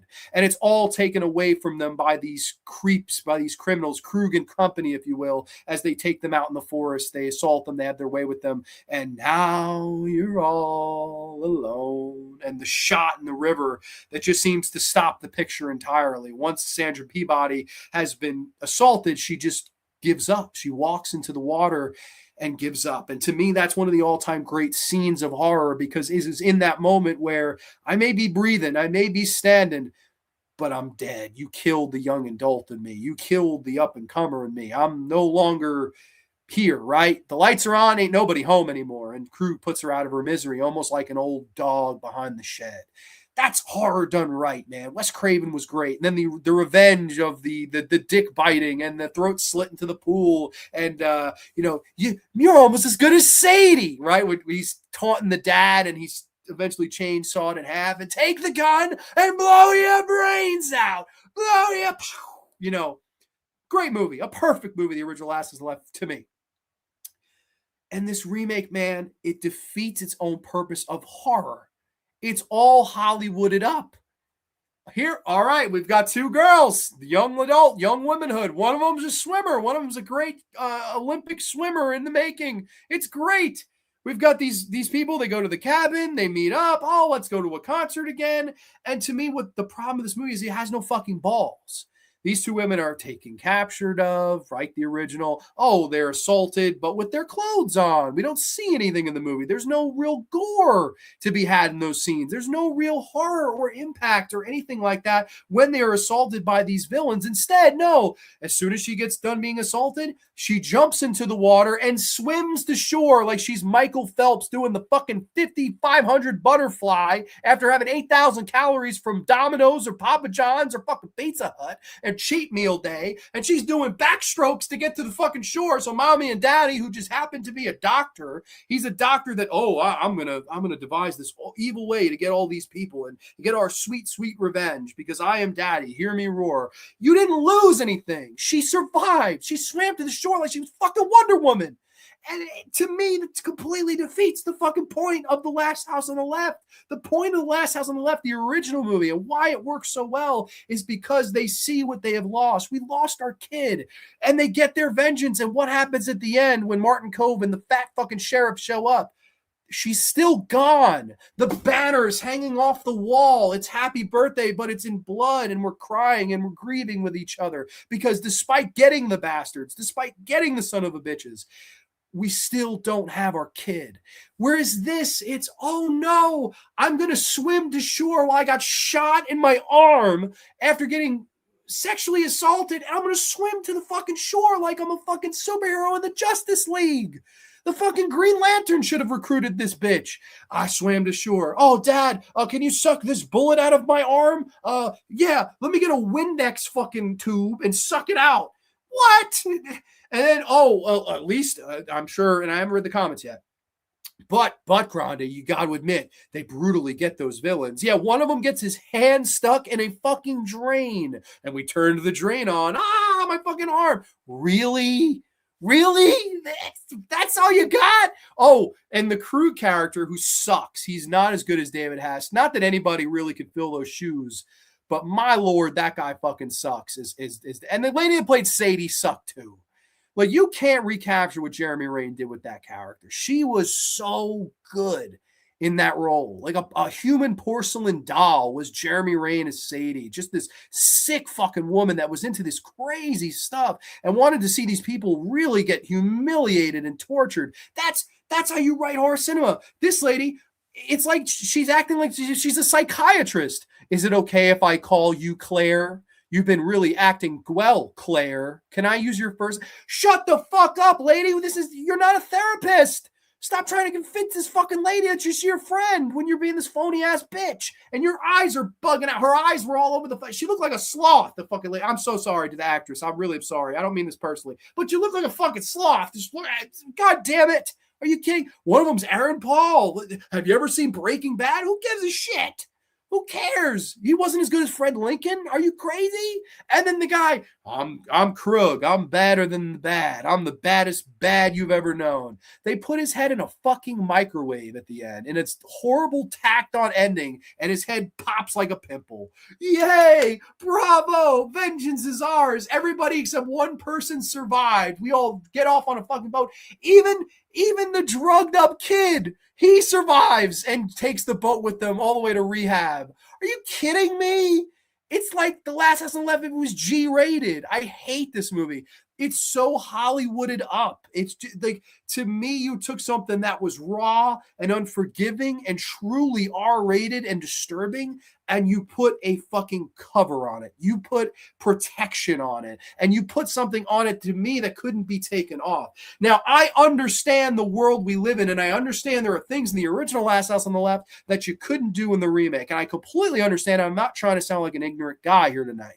However, there are middle grounds. There is a happy medium that can be found.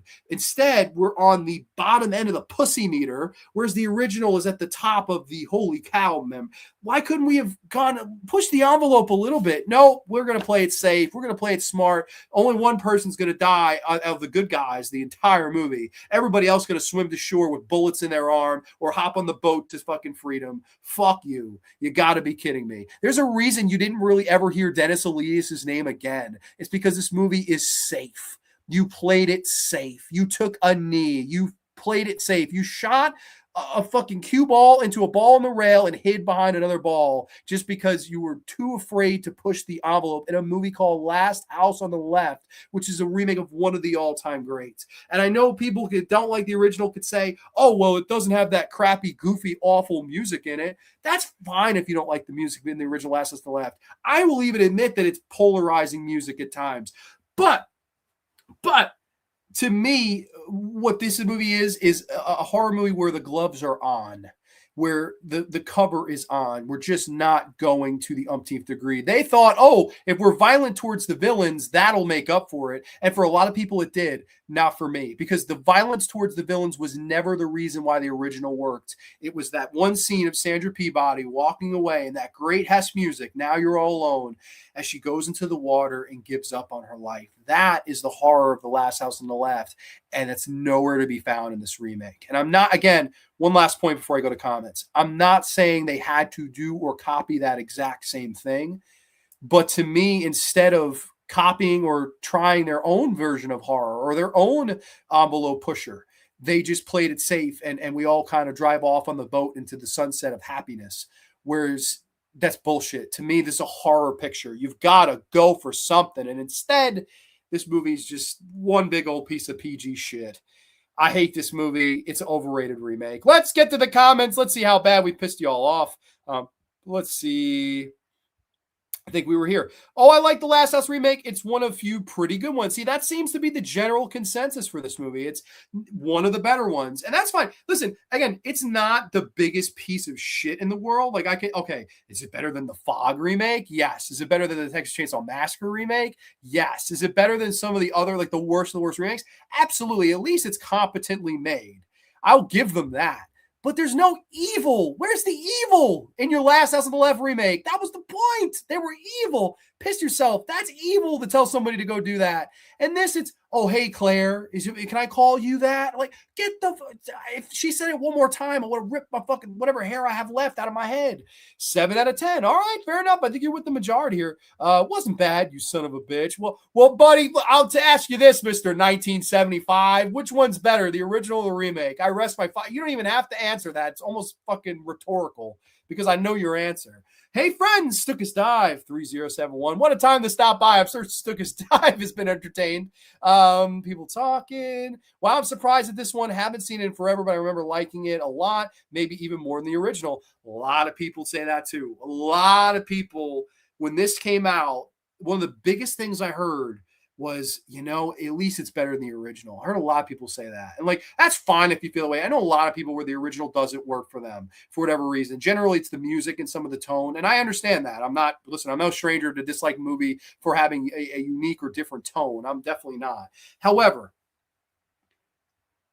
to me, this movie completely just misses the point. Like, I just don't like anything that they did from a style or storytelling standpoint with this remake. To me, it's glossy Hollywoodized version of a movie that changed horror for the better, and a movie that you had to go and remind yourself it was only a movie, only a movie, only a movie. Like, that was the brilliance of the original Last House on the Left. And like, to me, this movie doesn't have that. It doesn't have any thing like that along those lines. Another one that easily could have came out of here, despite I like it more than this, is the Hills Have Eyes remake. I like that as a remake better than this. I think that's a better movie than this. But again, compared to the original Hills Have Eyes, are you kidding? To me, it's that not even close. The original blows out of the water. That's another one though that I like the remake better. Really, I always get kind of mind blown by that. These two Craven classics of the 70s, it seems like their remakes are really well received and heralded, and sometimes even better so than their original counterparts. I just don't see that argument for either case. But I think making the case for this one against the original Last House on the Left is even more out there. The actor that played Krug was the weak spot here. Yes, he was. And listen again, like, and you and I'm sure we can agree on this, that like, it's hard to top David Hess. I'm not trying to say that, he didn't have a hard job. Like, no, topping David Hess is not going to be easy. David Hess is great. So, I can even forgive that. The lady playing Sadie was horrible. Like, that lady was so bad. Like, I'm acting. Like, buddy, try harder, man. You stink. Last House on the Left, the original, is a classic. Lincoln worked in porn, and he said helped with Wes Craven, the film, because Wes was very inexperienced at the time. That's right. I have never seen the OG or remake of The Last House on the Left. It seems too real and it freaks me out. Well, especially the original. I will say, I don't think this movie will freak anybody out. Like, this is the safe version to watch. I think maybe that's why people like it too. Maybe that's a part of it, is that it's less sadistic. And I think people maybe like that it goes a little bit more tame. I don't know if I'm going out on a limb and saying that, and that's defeating the purpose. In the original movie, David Hess, who played Krug, had sang some of the songs in the movie. He also wrote songs for Elvis Presley, which is pretty crazy. And I think David Hess is great. Like, he's so good in that movie. It's like people from Cannibal Holocaust hating Blair Witch. Yeah, I'm like, listen, I like both those movies a lot, but that's understandable too. I know this because I watched I think it was Arrow of it. Yes, the Arrow edition's great. The OG Last House on the Left all-timer, but ... House on the Edge of the Park is a better film. I love House on the Edge of the Park. It's a great movie, and I have reviewed it on here. I did a Last House on the Left's knockoff episode, which was really, really fun. And I did touch on this in that as well. But man, I don't know. This one's just a super big letdown. It's also funny when the cops run out of gas. That's right. Yeah, there is some stuff in the original where it's like, oh man, the original movie Horrorhead can be seen as a prequel to A Nightmare on Elm Street, Vigilante Parents, and then instead of Krug, it's Kruger, right? Yeah, totally. Like both Last House movies. That's fine. That's totally fine. I also like the Virgin Spring, absolutely, which I've mentioned that in the past in the show. Lightning in a Bottle Cinema. Sure. Let me get through some of these. I've heard the famous Grande circle jerk phrase tonight. Oh, jerking off in the semicircle? Well, I'll tell you what. We've got one coming in here that's people were jerking off in the semicircle too, and I'll try to integrate it in maybe off the cuff. The original music sort of gives it a unique vibe. Yeah. If you don't push the envelope with films like this, it 100% defeats the purpose. That's my issue with it. Like, where were your cojones? Where? Like, this is, to me, like, I get it. It's Hollywood. It's mainstream. They wanted to sell tickets. To me, like, with Last House on the Left, that was the project you picked. The music in the original is brilliant. It's like the score in Cannibal Holocaust. I'm with you completely. It makes the movie more disturbing. It really does. Like, Wait for the Rain. That's a haunting song. Like, it's just so haunting to this day. Just finally returning from a flurry of X-rays, so I'm way behind. Never saw the remake of Last House on the Left. Well, welcome, Michelle. Happy to have you back here, my friend. They just thought they could sell it with the Last House on the Left, and they did. They sold a lot of tickets. House Ninjas Park is awesome. Night Train Murders. I'm not as big on Night Train Murders as most people, but yes, that's Last House on the Left on a train with very big giallo vibes. So yeah, there's that as well. But back into the cup of fun here. What do we got? Oh man, I've been waiting for this one all night. This is one of my favorites, man. And this is a movie that is a rare occasion for me. And I'm going to get into that whole story and the whole reason why I really like this movie as well. This is from the year 2015. I'll talk about this little movie right here. Talking about Darling. Yes, Darling from 2015. Let's do a little screen share. And forgive me, I have so many tabs open. I should really close some of these tabs. But we have Darling from 2015 and a brief plot synopsis. In need of a full-time caretaker to look after her house, an elegant madam hires a lonely young woman. However, this is not an ordinary place. Indeed, her eerily silent residence is the oldest building in New York City, a rumor-riddled mansion tarnished with hair-raising stories of occult rituals and hauntings. But with such a wicked reputation, most people would turn down the enigmatic lady's lucrative offer, of course. The dark-eyed steward couldn't care less about the gossip. Now, peculiar sounds and blood-curdling occurrences inside the hauntingly vacant apartment's long corridors foretell an ominous fate. Yes. Why is this room at the end of the dark hallway off limits? Is it tormentor, keeper? Is it the house's prisoner? Will she ever rid herself of the ever-growing voices inside her head? Find out in the chilling conclusion of Darling. That's a really long, brief plot synopsis. I'm sorry. I got to tell a story about this movie because I really have a history with this. And I have to say that this is one of a rare instance that I feel like I was wrong on a movie. When I first saw Darling, I could tell you the story. I had first gotten my license. It was like 2015. And this movie was making the round along New York City. And I had my license and I could finally see R-rated movies. That was the year I turned 17. So I was like a kid at Christmas. I don't need a parent. I could drive myself. And I drove out to Queens to see a screening of Darling. And to be honest with you, the trailer captivated me. I'm really into the lead actress, Lauren Ashley Carter, which if you're a fan of her, I have some really cool news that I'm going to break at the end of this. Big fan of her. I loved her movies like Jugface. I loved her movies like The Woman, Imitation Girl. Really good movies. I really like her as an actress. And when I saw this, man, I won't lie to you. My initial feeling was this was a disappointing movie. I was let down by it. It wasn't what I wanted it to be. And I left the theater that night. And I drove home, a long drive home from Queens. And I was kind of like, I didn't get what I wanted. And I did an episode of Grande's Graveyard, really one of the earlier episodes where I did most disappointing movies from 2010 to 2019. And this movie was on that list. And I was talking about how it disappointed me. But man, over the years, there's been something about this movie that has drawn me back to it time and time again. And I'm now at the point where I'm the other side of the circle, the other side of the extreme, almost like I am with Blair Witch Project, where the first time I saw it, I didn't really like it. And then over the years, it's grown and grown and grown to now I honestly consider this movie one of my favorite horror movies. I love Darling from Mickey Keating. This is, to me, an all-time great modern-day horror movie and a great throwback to movies that Roman Polanski made, whether it be Repulsion, whether it be Rosemary's Baby, whether it be Tenet, whether it be movies like The Shining, right, with the whole caretaker thing. We follow Lauren Ashley Carter as she is working as a caretaker, and the opening scene is she's with Sean Young from Stripes fame and of course, Jugface, and Sean Young had done a ton of independent pictures around this time. She enters the house with her and says, hey, there's quite a history with this house. It's proverbially haunted. The last caretaker that was here threw herself off the balcony, basically telling her every red flag in the book. And Lauren Ashley Carter, without hesitating, says, I'll take the job.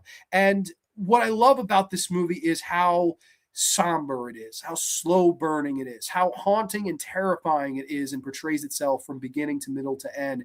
As we watch this woman that I think it is insinuated had disturbing things happen to her in the past, had her own demons when she walked into this house, starts to lose herself in this house filled with demons and all these sorts of dark secrets. And to me, what's great about this movie is it's a full circle of horror.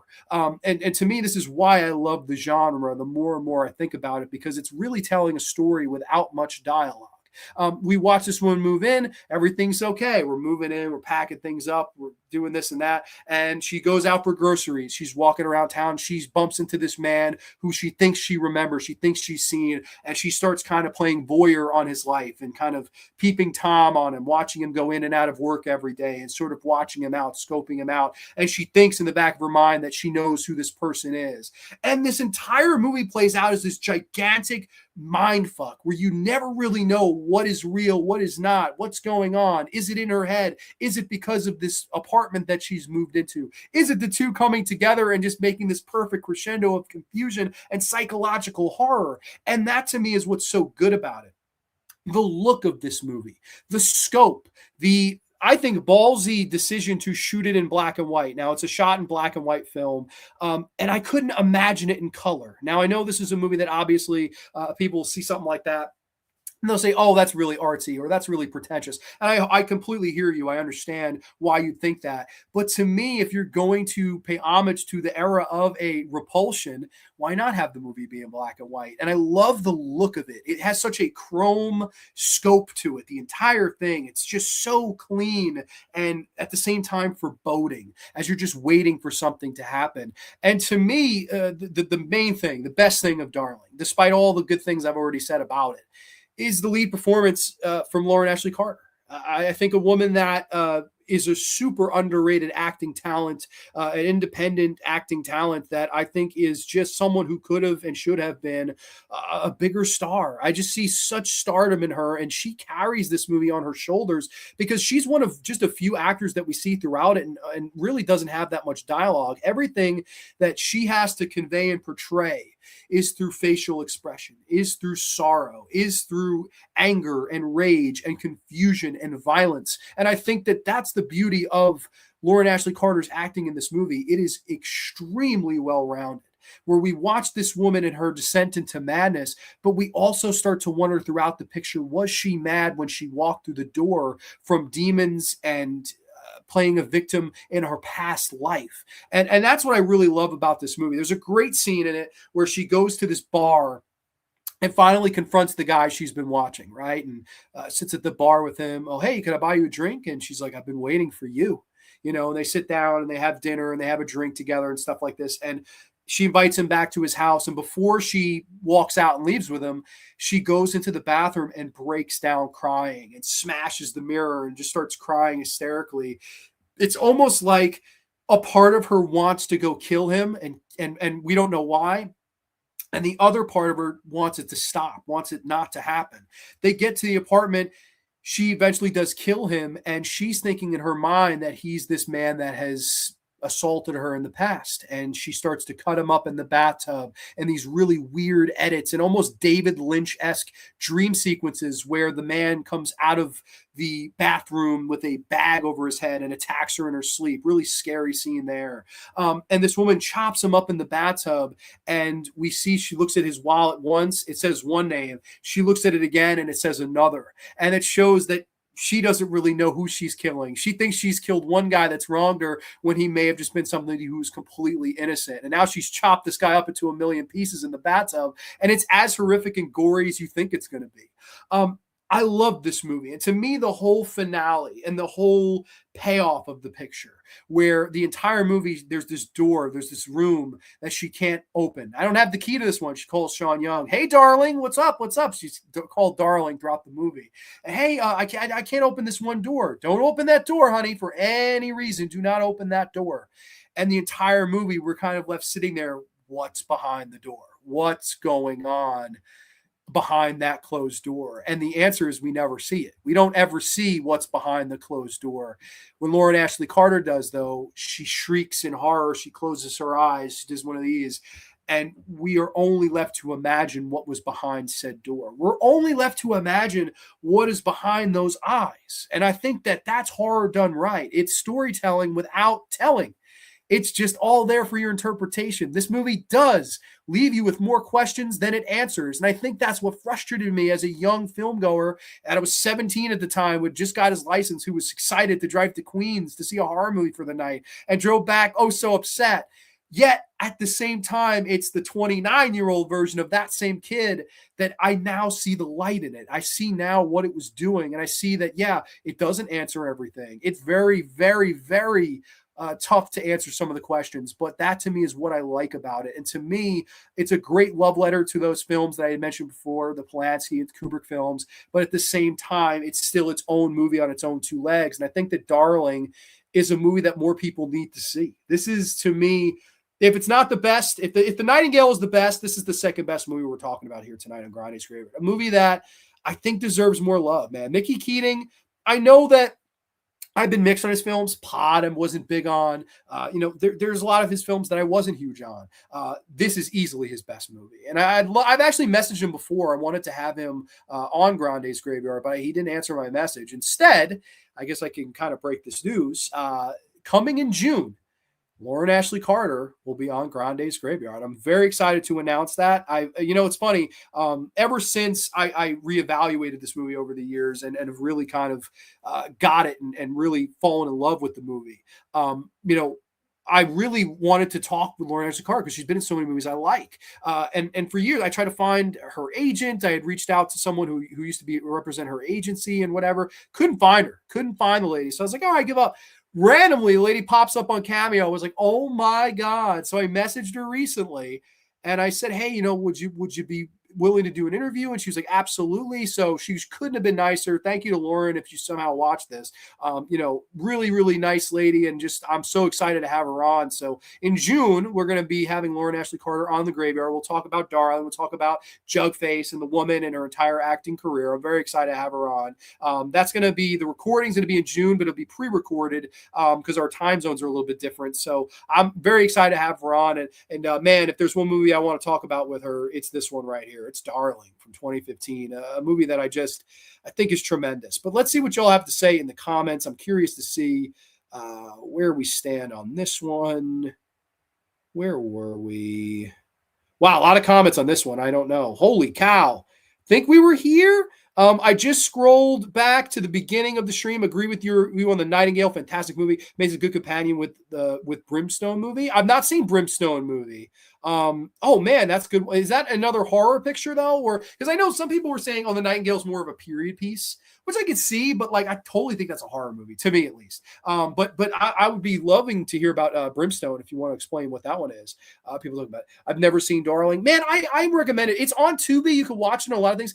I do have there's a German Blu-ray that's all region, and that's how I watched it. And man, I will say if you have a good sound system, Darling is amazing to watch, like with the sound bar, with subwoofer. Holy shit. The sound design of this movie is really, really good. Remember some of the religious sequences when she finds the upside down cross in the drawer and the dream sequences, really good stuff. And I agree on Sinners. After the first 30 minutes, it was just a lame From Dusk Till Dawn rip. Yeah. That's something I didn't really mention. The first 30 minutes it's not terrible setup. I should have mentioned that in my review for it, but I guess maybe just the last 2 hours of it just pissed me off so much that it gets lost in the shuffle. Darling is on Tubi. Darling may even be on Prime. I don't know. Darling is one of those movies. It was on Netflix shortly after it came out, and I rewatched it. I remember I rewatched it with friends, and it grew on me a little bit. And it's one of those movies over time, just more and more and more. I just keep thinking about it. I'm like, man, this is one of those movies that it's just completely, I'm the other direction with it. Like I love it. So I'm really happy. Like it's rare that happens. Blair Witch Project is like one of the only other movies I could think of where I had that same experience with it. Was disappointed at first, and then over the years got it more and more and more, and now I consider it a classic. J to the G, D to the A. Donovan Alba, welcome, my friend. Poster looks like a 19. This is a great poster. Like, I want this poster. Like, I really, really do. That I don't know. I can't find it, to be honest. I've never really looked that hard. But like, if anyone knows where I could get this poster, that would be a cool one to add to the graveyard because I just love it. The pink and black. It's the Bret Hart colors. I love this, man. It's on Pluto TV to stream. Okay, you can watch it on Pluto as well. It's on Tubi. Thank you so much for sharing that. Thanks, Triple H. Haven't seen Darling either. When you mentioned Darling Grande, it makes me think of the 1965 movie with Julie Christie, which is another really, really good movie. And it's funny, there's a lot of movies called Darling. Like if you type this in IMDb, it might not come up. Like you might have to actually do exact title and then search it. I love Repulsion. That's the best of the trilogy. The Man, I think you'd love this too. Like, and I'll be honest with you, I think the first thing I said when I walked out of the theater was, well, that was just a ripoff of Repulsion. And I went home. And over the years, I'm like, it really isn't, though. It's not like Repulsion had a lot to say about the repulsiveness you feel as if you're, obviously a woman towards men, right? That was the whole point of Repulsion, how these men and how she's disgusted, right? The scene where she's scrubbing her tongue in the bathroom or the hands reaching out of the walls as she walks the hallways. Like it's the feeling of men are always coming after you or always desiring you. That's Repulsion. Darling, that's not the point of Darling at all. Darling is about a woman with demons that walks into a house filled with said demons and slowly but surely loses her way. And we can't really distinguish fiction from fact. And that to me is a lot different. Now, the setup is like Tenet. The tone is like Repulsion. So in those ways, I could see, and obviously it's there. It's so blatantly. There's no way you could tell me Mickey Keating didn't see those movies and was inspired by them. However, he still made his own picture. And I think that is a big reason why I've come around on it as opposed to when I first saw the movie and saw it as nothing more than a knock. Now I kind of see it as its own thing, and I think it really works. Repulsion's a great film. It really is. Repulsion's great. I got Tenet. I've yet to watch it. That's very similar to this too. The setup at least. Isabella Gianni. A shout out to her. She's a great actress. I have the Vinegar Syndrome Blu-ray. It's a great release. You guys are talking back and forth. Another movie, underrated movie that is so very good is Demon Seed from 1977 with Julie Christie, who plays a woman who was terrorized in her home by an AI computer. Okay, I've not seen that one. Anybody know what year Darling is? 2015. Looking at it. It's 2015. Knife in the Waters is one of the best featured film debuts. Okay. I've seen Darling, but can't remember a thing about it. So I guess it never made much of an impression on me. I'll have to rewatch because this sounds interesting. Yeah, Tom, the first time I watched it, I had the same, and then upon a rewatch, I was like, man, there's something to that movie that I really like. And then as repeat viewings have gone on and on, I've sort of been endeared to the movie. I really, really like it. More comments talking to each other. Grande digressing. Do you watch 4Ks? I watch them at my friend's place. Oh yeah, I have tons of 4Ks. I'm a big 4K collector. I am a huge physical media collector. To answer your question, yes. Congrats, Grande. Thank you. Congrats on you. Thank you. Oh my God. Thank you all so much for saying that. Yeah, I'm really excited to have her on. That's going to be really cool. And that's the thing. I don't do interviews much. But then a big part of that is because, like, to me with interviews, it's always the same people that are gotten on here, right? It's always the same stories. After a while, it gets a bit tedious. It's like, all right, I've heard this story a million times on other channels or other interviews or DVDs or special features. Whereas with her, I don't feel like that's exciting. I haven't heard her stories. I would love to know, what did you go through making this movie? Shot in New York City. Like, what was that like? How was the shooting locations? I'm a New York City guy. So like, I love to hear, all that stuff and the gory glory details. This movie was shot in 12 days. What were the challenges of that? Like, I have 101 questions. So I don't know. I'm really excited for that interview. Great sound with Dolby Atmos. I have Dolby Atmos. It's amazing. That's awesome. I look forward to it. Thank you. Yeah, no, I'm looking forward to it too. She was so nice when I reached out. I was so nervous. I was like, oh man, I hope this goes well. And she could not have been nicer. So all respect and kind words in the world for her. That's awesome. Thank you so much. I appreciate that. That's how I started with Blade Runner. Didn't like it at first. Now I love it. It happens. Just realized Fever Dreamland's thumbnail and Darling's match color-wise. Do they really? Look at that. Let's put them side by side there. Look at that. Fever Dreamland Theater channeling his inner Darling. I love it. I love it. Hey, we're New York City guys. We'll do Darling too. It will probably not be as good, but I really like Darling. Darling's a really good one. Back in we go. Let's do it. There's two more in here. What's it going to be?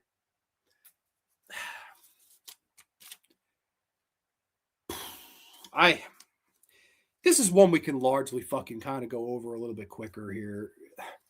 This is a sequel that never should have been fucking made, in my opinion. And there are people that really like it, and I don't understand why. And my wildest dreams, I don't understand why. This is one I don't want to spend as long on because the last one in here is a big old rant, and I can't wait for this.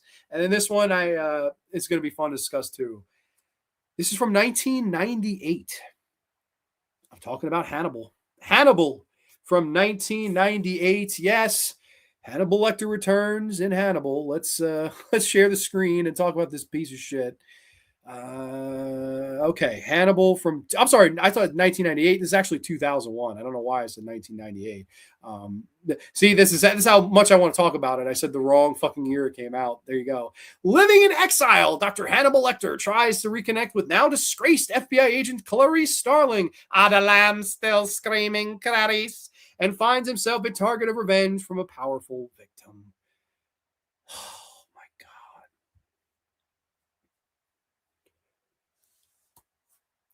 I love Manhunter. Manhunter's a great movie. It's a tremendous film. We talked about it a couple weeks ago on the 1986 film celebration episode with AJ Zitro. Had a great time with AJ. I love Silence of the Lambs, Jodie Foster, Quid Pro Quo, Clarice. The man you're looking for, his name is Louis Friend. It's one of the greatest, most perfect movies ever made. It was in the cinemas last night. I think it's for its 35th anniversary. Silence of the Lambs, back in the movie theater last night, maybe even tonight. I don't know. I love Silence of the Lambs, a perfect film that deserved to win Best Picture, that it was worthy of its Oscar spot at the Academy Awards, unlike fucking Sinners. Hannibal, man. Why did you make this movie? Why? It had been a decade since Silence of the Lambs. We had said everything that we needed to say about the Dr. Lecter character. We had said everything we needed to say about Clarice Starling in that movie. That was a perfect ending. I'm meeting an old friend for dinner. That's it. That's it. We never had a sequel. We never had a Red Dragon. We never had a fucking TV show. I will say Hannibal Rising is a guilty pleasure, but it's not a good movie. But I like that. That's the only one I can watch and actually get enjoyment out of just because it's silly. But this is a disgrace. And to me, the first step of disgrace was doing this movie without Jodie Foster. Now, Jodie was initially interested in coming back and reprising the role of Clarice Starling. Jodie wanted to do it. Jodie was helping with the rewrites and the drafts of the scripts. And she was so into it and wanted to come back and wanted it to be just as good, if not better, than the previous movie. And then they took the script out of her hands. They started rewriting her character. They messed with it. They toyed with it. And they said, hey, we're going to outsmart ourselves because there's one thing that everybody knows. It's an old saying, a very, very old saying that the old Ted DiBiase, the $1 Million Man, he used to say it. Everybody's got a price for the $1 Million Man, right? They thought it doesn't matter what we do to Clarice Starling's character. It doesn't matter what we say or what we have happen to her. We know we'll have Jodie Foster back. You know why? Because we'll drive 2 dump trucks filled with money to her house if necessary. We will make sure that we pay Jodie Foster off in order to reprise the role of Clarice Starling, in order to recapture and recreate the chemistry between her and Sir Anthony Hopkins. And listen, there's no doubt that those two had chemistry that you can't believe. They were hardly ever in the same room together in that movie, yet it felt like they were destined to act together. That's how good and undeniable that chemistry is between those two actors. To replace Jodie Foster with Julianne Moore, because Jodie Foster said, fuck you, you're not shitting on the Clarice Starling character under my watch. I will walk away from your money. Everyone may have a price for the $1 Million Man, but Jodie Foster said, fuck you, I'm not doing that to this character. I'm walking away. And I respect Jodie Foster so much for doing that, for flipping them the double bird and telling them not to let the door hit them in the ass on the way out. That's why I love Jodie Foster. Despite her great acting and directing talent, I mean, there's so many good things I could say about Jodie Foster. I love the woman. But the best thing about her is that she didn't sell out here to this fucking movie and to this script.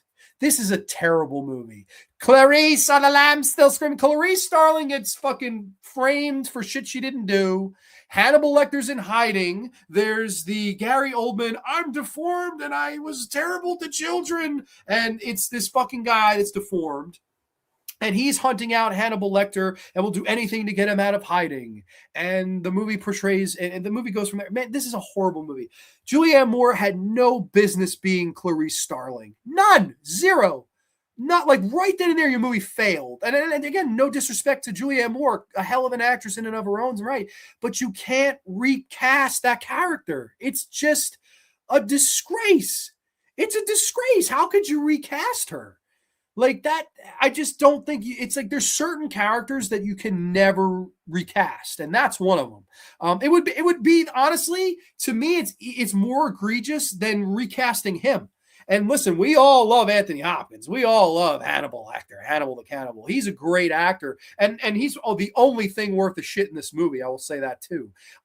But to me, to recast her is just a complete disgrace. And then to do what they did to their character, I could see why Jodie Foster said no to the dump trucks of money. Yeah, it's really fucking lame. And then, we'll trick you into getting him out of hiding. And the dog pit. And Dr. Lecter talks himself out of every fucking corner. And he's always one step ahead, just like the other movies. And the terrible finale where we cut open fucking Ray Liotta's head and we're feeding him his own brain because gratuity and horror and visual and virtual. God damn it. Are you serious? Are you serious? The whole beauty of the original movie to me was the chemistry between the two of them, was finding this Buffalo Bill and the vibe that Demi creates in that film. He's so good. The direction of that film is so good. Here we have Ridley Scott, and I love Ridley too, but this just felt like it was out of his freaking element. I just don't feel like they just dropped him in here and just said, okay, go for it, Ridley. You have a name. You have prestige. Oh, Julianne Moore, she's acted in things. So is you. Like, horrible. I hate this movie. This is such a bland vanilla film. It's 2+ hours. Is it 2.5 hours? I'm trying to say, I forget the exact one. It's 2 hours and 11 minutes. It feels like it's 2 hours 45. Like this movie, it's one of those where you just 5 minutes, every 5 minutes, check your fucking watch. Like, this is, please let this end, man. I just don't like or care for this movie. To me, it's such a cash grab, and that's what it was. It was a top 10 grossing film of the year it came out. It made a shit ton of money. They sold a shit ton of tickets. I get why they did it, and I get that money talks, and I get that the Hannibal Lecter character was something that they wanted to capitalize on, and I understand that, and to a way, I even respect that. But for this script, for a movie where I'm in hiding, I'm found, I'll talk my way out of it, we'll shit on the lead character from the first movie, we'll humiliate her, he'll carry her out of there like he's a nobleman and bring her to dinner and make her watch as a guy that's humiliated her, we'll feed him to himself. That's great. Fuck you. This movie sucks. This movie always has sucked, and it's terrible. I absolutely hate this movie. Hannibal is an overrated sequel. People love this movie. People say it's a great movie. I'm sorry, man. You got to be kidding me. There's a lot better movies than this. I will say this is my least favorite of the, like, I watch Red Dragon over this. I'll watch Hannibal Rising over this. I'll watch the Clarice Show, even though I haven't even watched it. I'll watch that over this because at least it won't be this movie. I hate Hannibal, man. This sucks. Let's see what you guys have to say, though, because this one, I don't think a lot of people saw this one coming. I didn't promote this one whatsoever for the show. Let's see where we were. I like Hannibal. I know what the last one is. Yeah.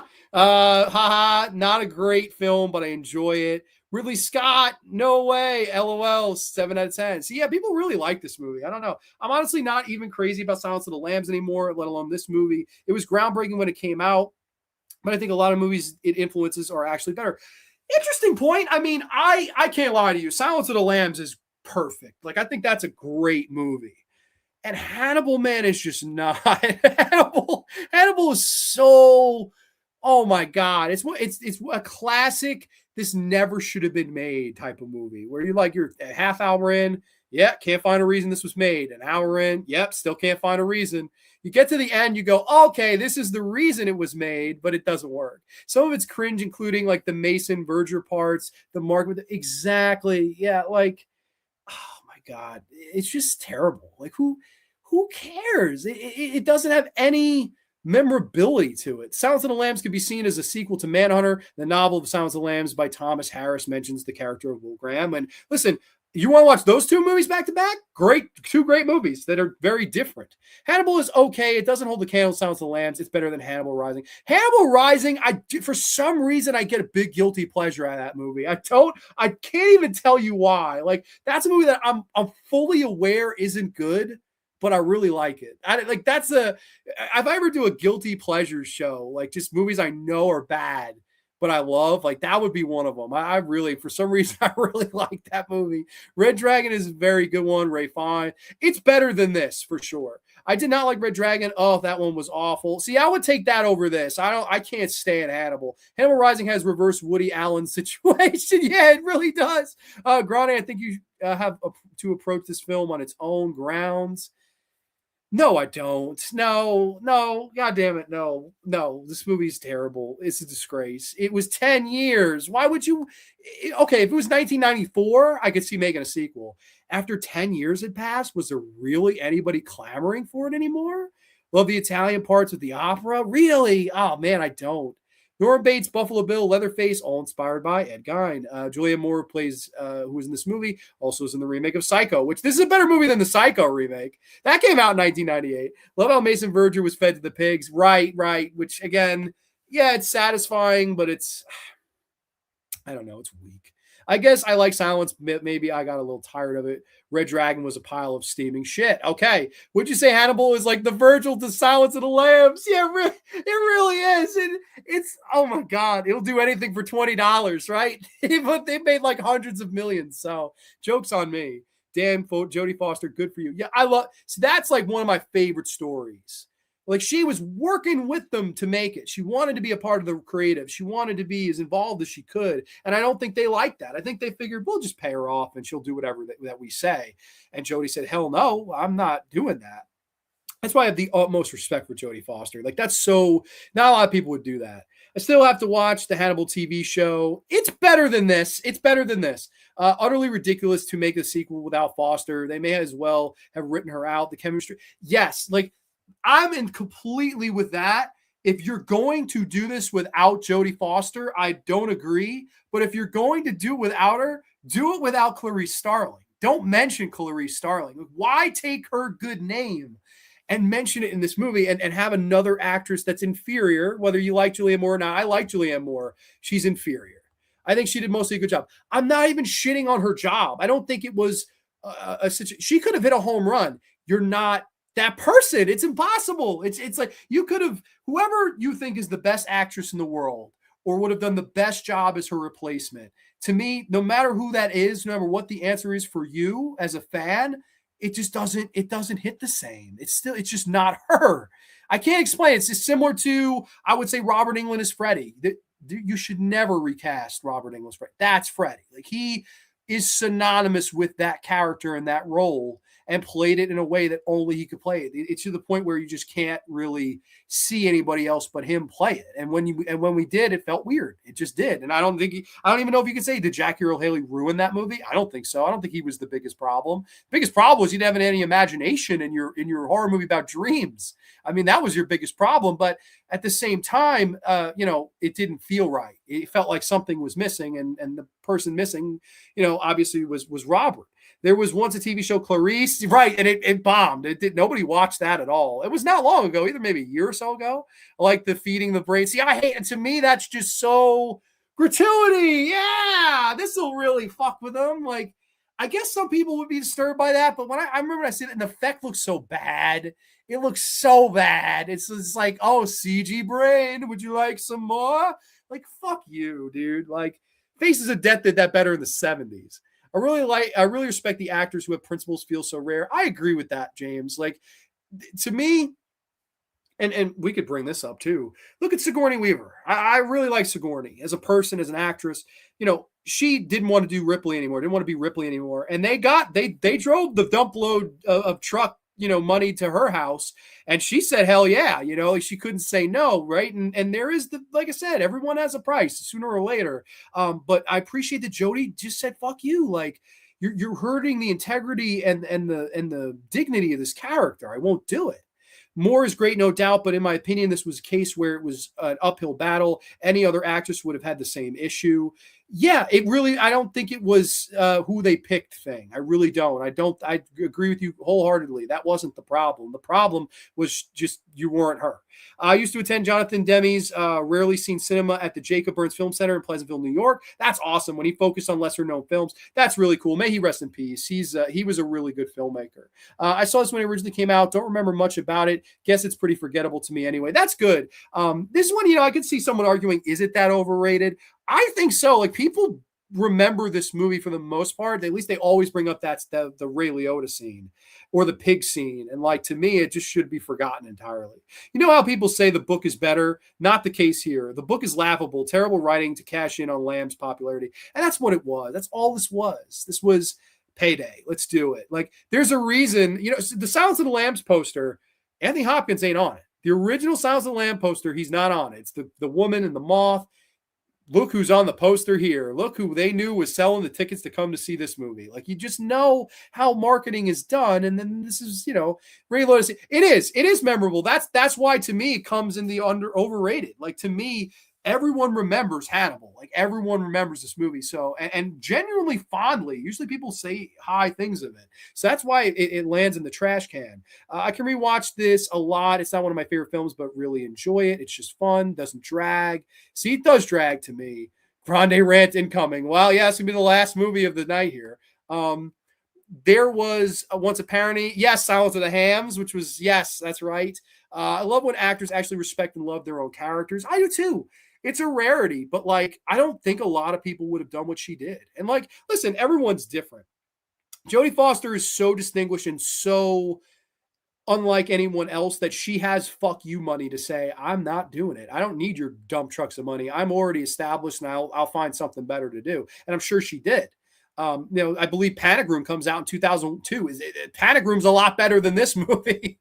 Yo, Joe Mama's in the house. It's like Norman Bateman's Katie Holmes and Norman Bates. Okay, Katie Holmes and Jake Gyllenhaal. They both worked in that character. I accidentally skipped to the ending here. Turning Freddy into a fucking kitty diddler ruined that damn movie. Yes, it did. Let's have a 45-minute angle of how Freddy Krueger was a preschool gardener. Maybe he was innocent. Whoa. And it goes nowhere.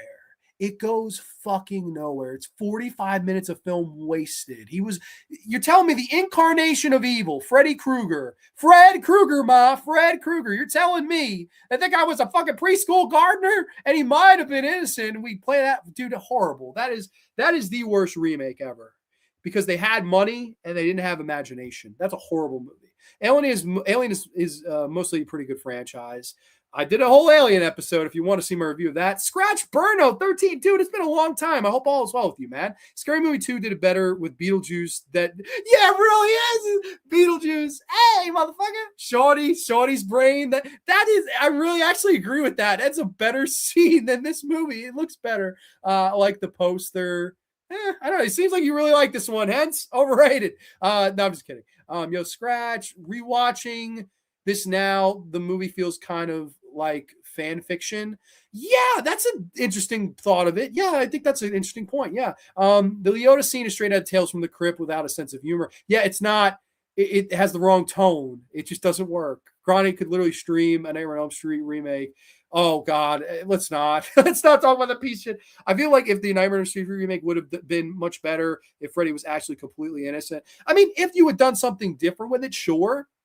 But that movie had an overabundance of problems. You had a director that had only done music videos, had no imagination. You didn't have any good characters. You didn't have any good scare or dream sequences in a movie that's very much relying on the creativity of your dreams. Like that, like you have fucking the whole palette and all the money that Michael Bay can give you, and that's the movie you turn out. Like after all the sequels of Elm Street 3, The Dream Warriors and The Dream Master and New Nightmare, all these movies that did some different things and played with reality and dreams, and that's the remake we get is this piece of shit where was there even a boiler room in the fucking preschool? What the fuck? I never watch your streams again. Boo! What up, Cooper? People saying hi to one another. Yeah, Hannibal is for the birds, or it's for the pigs, I guess we should say. One left in each. It's been a lot of fun here tonight. One last movie for both. And wow, what a fun, we've talked about more serious ones in the cup of underrated Grande's Graveyard Mug here. We're going to talk about one that I think is underrated, but I think is really, really quirky and really silly in a lot of ways. And I think silly in a better way than, I don't know, some other movies that have tried this. And we'll go down that road. We'll discuss it here tonight on Grande's Graveyard. As I thank you all for joining again here tonight. It's been a lot of fun. We had 2 more movies to discuss. This one from 2015 as well.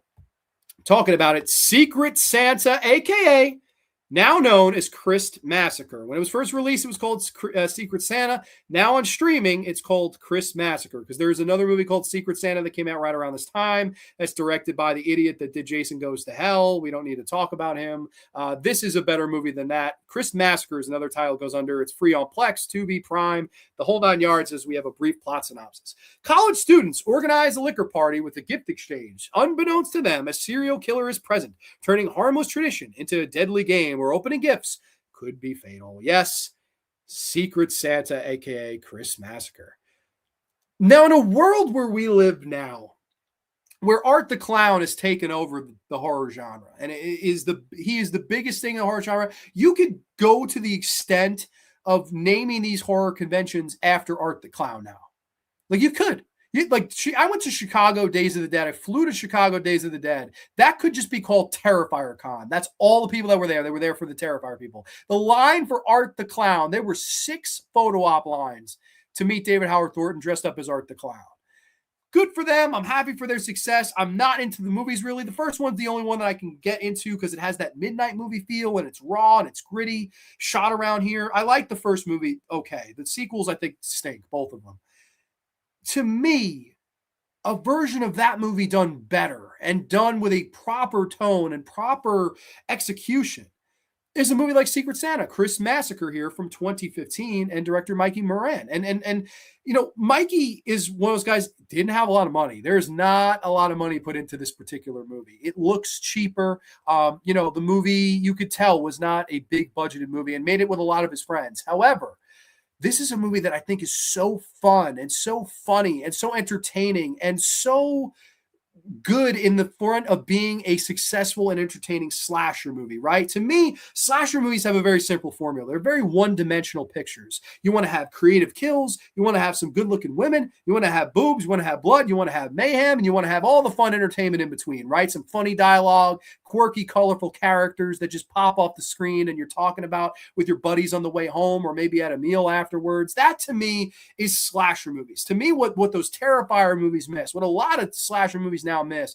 is the fun. Where's the fun? They think fun is in gratuity of kills and violence. And there's no doubt that there is fun in those things as well when they're done right. However, to me, it's the colorful characters and the personalities that we meet along the way. And Secret Santa has that in an overabundance. I love the characters in this movie. They're all so fun. Our lead girl is played by Annette Wozniak, who is this professional, like, OnlyFans camera girl, right? She dresses up in all these sorts of wigs and pleasures herself, let's say, with all these sorts of devices and toys and dildos and cucumbers and things like that. And that's how she makes her living. She's the student going to school and she's dating this one guy. And we follow her in her sorority where she's rooming with these other 2 girls. One of them played by Keegan Chambers, who's absolutely stunning and is in a ton of independent horror movies. Just a beautiful lady. I actually talked with Keegan Chambers a few times on Instagram. Really nice lady. So shout out to Keegan.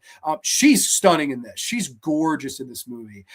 As we watch these people and they're all kind of preparing for this Secret Santa party, and all the gifts that they get were switched out with murder weapons. And one by one, all these people start to get killed off with the weapons that they were gifted by their proverbial Secret Santa. And then the mystery is who has replaced these weapons, or these gifts with weapons, I should say. Who is doing this? Who's behind this? And one by one, these people are picked off and victimized in some really fun and brutal ways. And man, the gore, the violence and all that stuff here is so much better, in my opinion, than a movie that does the over the top gratuity just for the sake of it. Like, to me, it really has impact here. There's a great scene where this one girl, she's dating her class professor, and then she's dating him in order to get an A in his class because she's a dummy.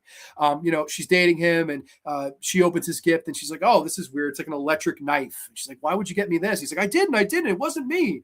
So she goes into the bathroom, freshen up. She's kind of upset, and the killer pops out of the shower and uses the electric knife to just saw into her belly, and you see all of her guts and intestines, and the blood pours out of her mouth. Just a crazy death scene where you're like, "Oh my god!" And it lingers on it. You feel that death scene. That was really, really well done.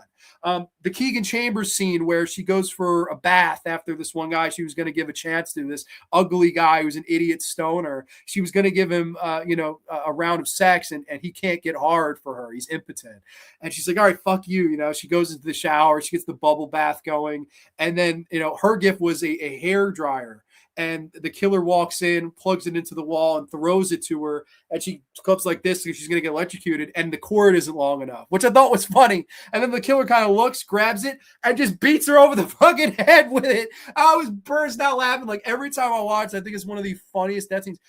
But when it ends, the tone immediately changes. It switches to seriousness. It's like, now you see her head, her brain is caved in, her head is completely caved. We see all this practical blood swimming. So I'm like, oh my god. Like, once you see the brutality of it, it turns something that started funny and makes it horrific. That to me is a good blending of comedy and horror in one. And that I really, really liked in the movie. And man, again, the colorful characters in this, the funny one-liners, all of that stuff is here. That's what's missing from those Terrifiers and these other movies that are coming around, the Heart Eyes, or whatever slasher movies have coming out as of late that I just haven't gotten into. I think they miss the colorful characters, and this movie has it. I like the theme. I like the premise. I watch this. I won't lie to you. I watch this every Christmas season. Like, this has become with Christmas Evil and Silent Night, Deadly Night 1 and 2. Like, I watch this every single December without fail. Like, and I do know, I don't think AJ's here now. He's probably past his bedtime. But AJ Zetro, I turned him on to this movie. He always messages me. He's like, "Time to watch Chris Massacre." I'm like, yes, like, I got one person I convinced that this is a really fun throwback slash movie. And I will say one last thing before I get to the comments. It's all shot like it's a Grindhouse picture. It's very reminiscent and looking like Death Proof or Planet Terror, or some of the movies that Robert Rodriguez has made in his career. It has that old school kind of Grindhouse throwback look to it. It's very scratchy, as is the noise and grain. If you watch the trailer, it feels like one of the fake Grindhouse movie trailers, but it's a real movie. And I really like this one. The poster's not great. This is kind of a shitty poster, but I guess you only had so much money to make this. I really like this one. I really like Secret Santa. I'm really curious to see if anyone else likes this one or is into this. Let's see where we were. Not too many notes on this one. Let's see. Never heard of it. Okay, never heard of it. Not heard of this one before. So you're saying you do not like Jason Goes to Hell? ... Got it. Yeah, I am saying I do. I hate Jason Goes to Hell, to be honest. Adam, whatever his name is oh god, that guy stinks. Chris Massacre is a hell of a lot of fun. I dig it. Hell yeah, Miss C is with me on this. I agree. Like, to me, this is where slasher movies should be. This is what slasher movies should be now. Because again, I just think now they go immediately just jump to the gore. They've done that too with like Evil Dead. Now it's just about the gore. Just give us gallons of gore. That's not what Evil Dead was about. Evil Dead was about the fun and the craziness, and not just the people becoming possessed, but the lamps and the couch and the blinds and everything becoming possessed, and the creativity, and what can we do with the camera? How can we make the camera feel like a villain going in and out of windows and crashing through walls and shit? That was the fun of Evil Dead. There was other things. Now it just seems like they really truly play to the theme of one-dimensional horror, and people just eat it up like it's fucking hot cakes. Like, what the fuck? That's all they did now is the gore. Okay, great. What about, was there any memorable? Could you name me any of the characters in the last two Terrifier movies? Can you remember one person that's not the lead girl and she's attractive? Okay, great. You have an attractive lead girl. That's really hard to fucking do. That's it. I can't remember any of these fucking people. You might remember how they died, but you could tell me about the people. I could tell you for a fact there's the guy that could get hard and he's the druggie. There's the lady, the call girl. There's fucking Keegan Chambers, who is like using everybody and being this big, like, like sort of slut character. There's the lady that's having sex with her teacher for her grades. Like all of them had a distinct character, whereas the new ones, they just, it's like, oh, it's cannon fodder. You're here to die. Every time you say Chris Masker, it makes me expect the Master Lock. Chris Masters. It would have been funny if Chris Masters was the Secret Santa killer at the end. He'd put somebody in the Master Lock. If you can run out of here and call the police, if you can escape the Master Lock. Fuck Art the Clown. I could make him humble in Pontiac, Michigan, in front of 90,000 people, brother. You slam him in the Silver Dome, dude. Miss C, it goes by the alter. Yeah, on streaming, it goes under Chris Massacre. I don't know why.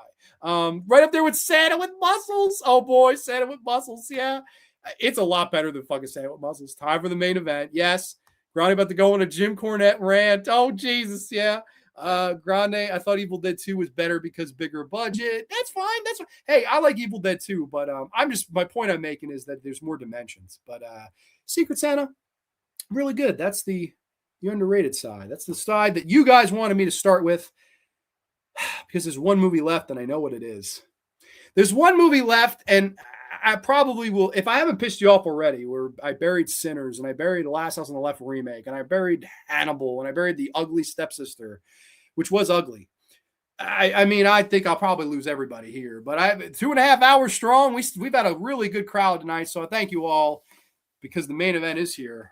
It's from 2025. You already know what it is, and I'm just ripping this up. This is Alundra Blaze. This is going in the garbage right here.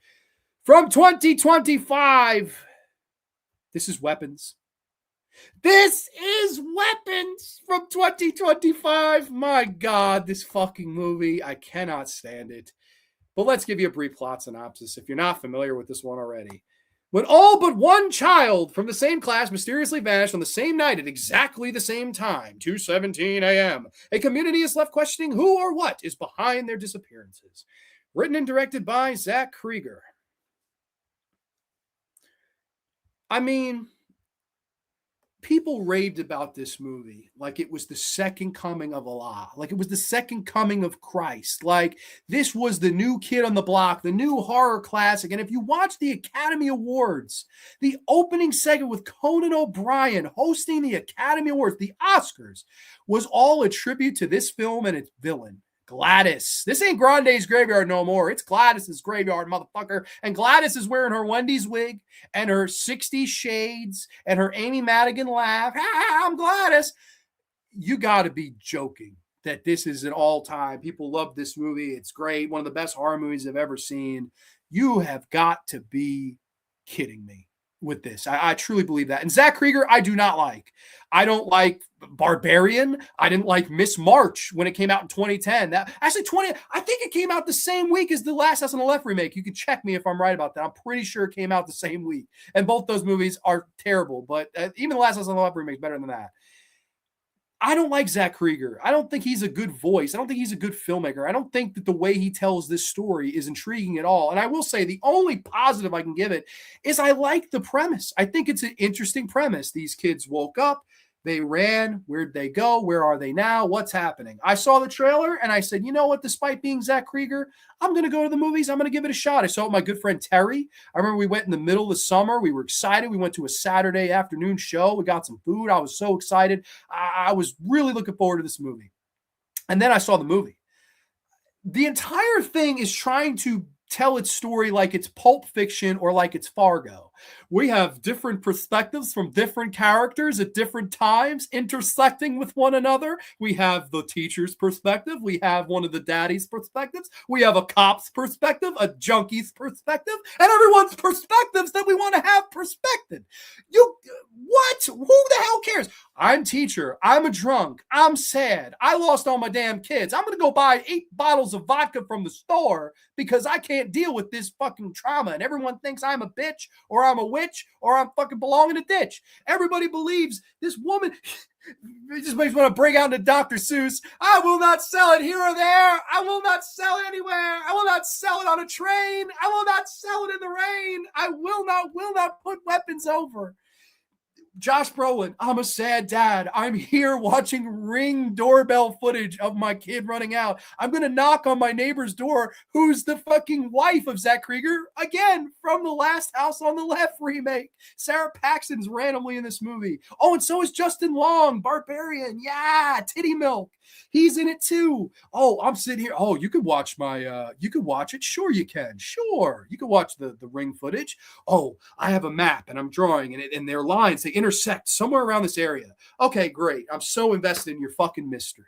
Then this movie makes the cardinal sin of bringing perspectives into a movie that did not matter whatsoever. Let me ask you, if you like this movie, that's great. Let me ask you, did the cop's perspective really fucking matter? Did it matter? This is the cop. I'm going to tell you the whole cop's perspective. I'm cop. I've got shitty cop mustache. I fucked someone and cheated on my wife. I'm married to a woman who's the daughter of the police commissioner. And I've got bad standings in the fucking police office because I'm a shitty ass cop.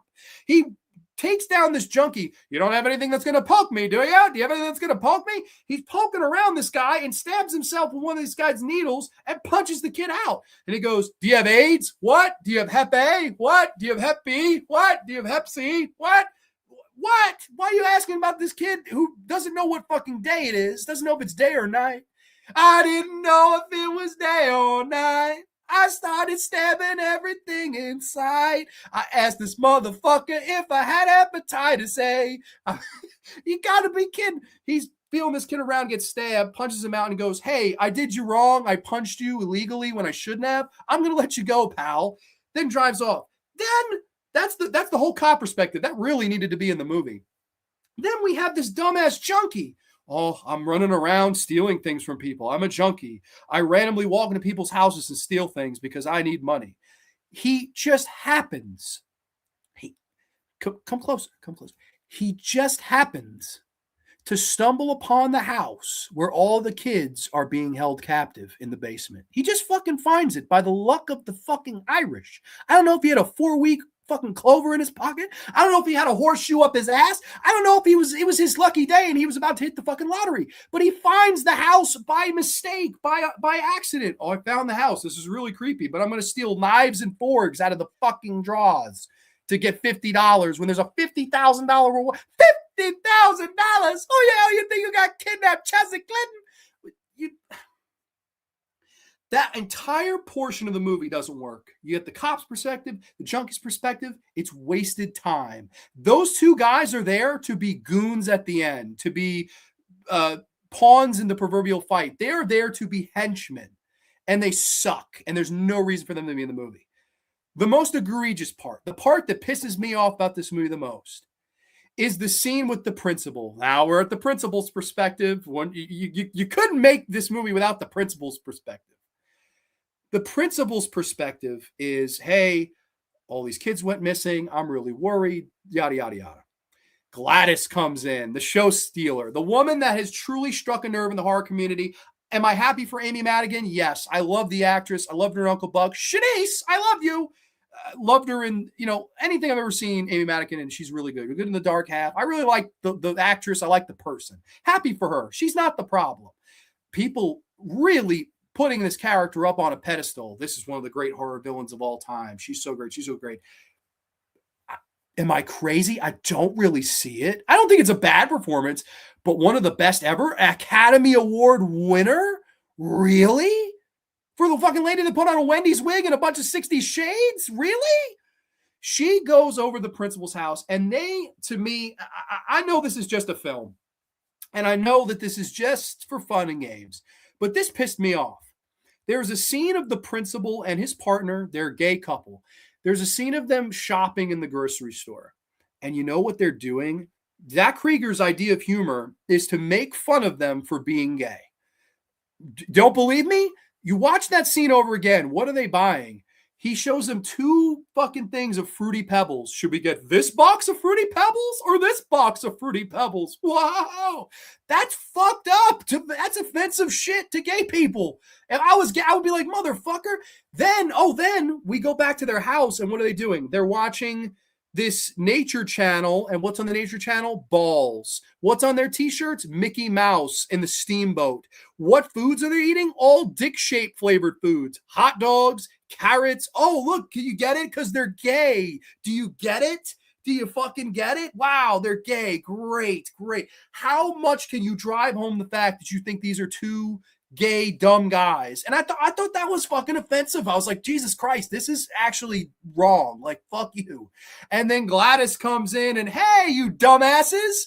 Hey, you freaking dumbasses. Can I get a bowl of water? Because I'm going to kill you two because you're both a bunch of idiots and you're idiots. This lady gets a bowl of water. She's making their fucking thing up right in front of them, and they don't think anything of it. Oh, what is she doing? She cut my hair. She cut my hair. Oh, God, she cut my hair. What? She cuts his hair, makes this little thing up, and she makes one husband kill the other. And he throws a black bukkake on one of them because they're gay. Wow. That's really, really fucking funny. It was just so overkill. Like, stop. He's gay. What's the big deal? Can we move on? Doesn't he have a character? Doesn't he have anything else to him? No, he's gay. Look at his Mickey Mouse shirt. Look at the channel they're watching nature about balls.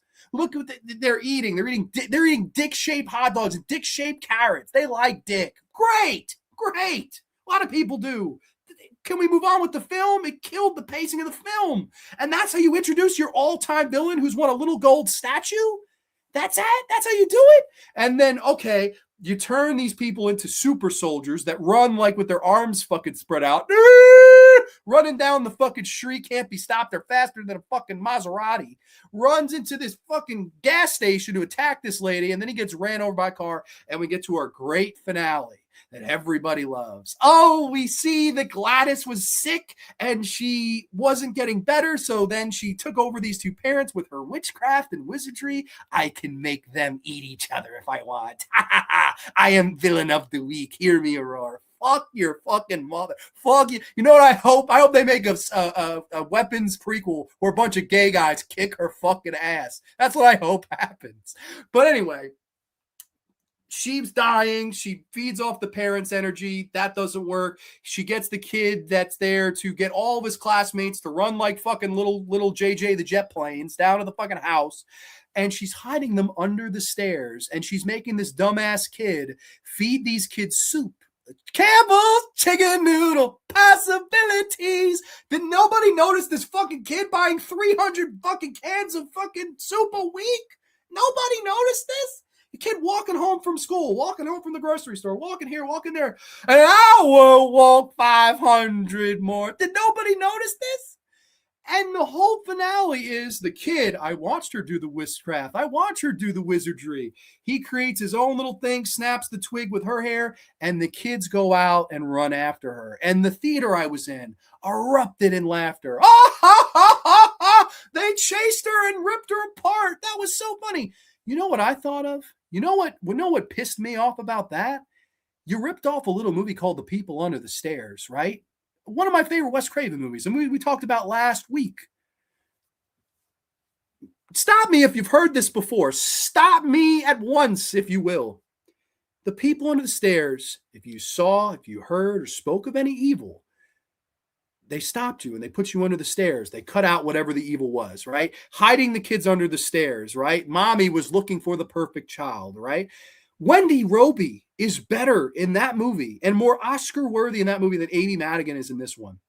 And the finale, right? Where, Amy Madigan runs out and gets ripped apart by the kids that are under the stairs. I wonder what movie they fucking took that from. The People on the Stairs ends where the people under the stairs come out from under the stairs and rip this lady apart. That happened in 1991. That happens in 2025. It's at the Academy Awards. Conan O'Brien is jacking off in the semicircle on the fucking stage at the fucking Oscars talking about politics and Pakistan and Islam and this and that and Gladys.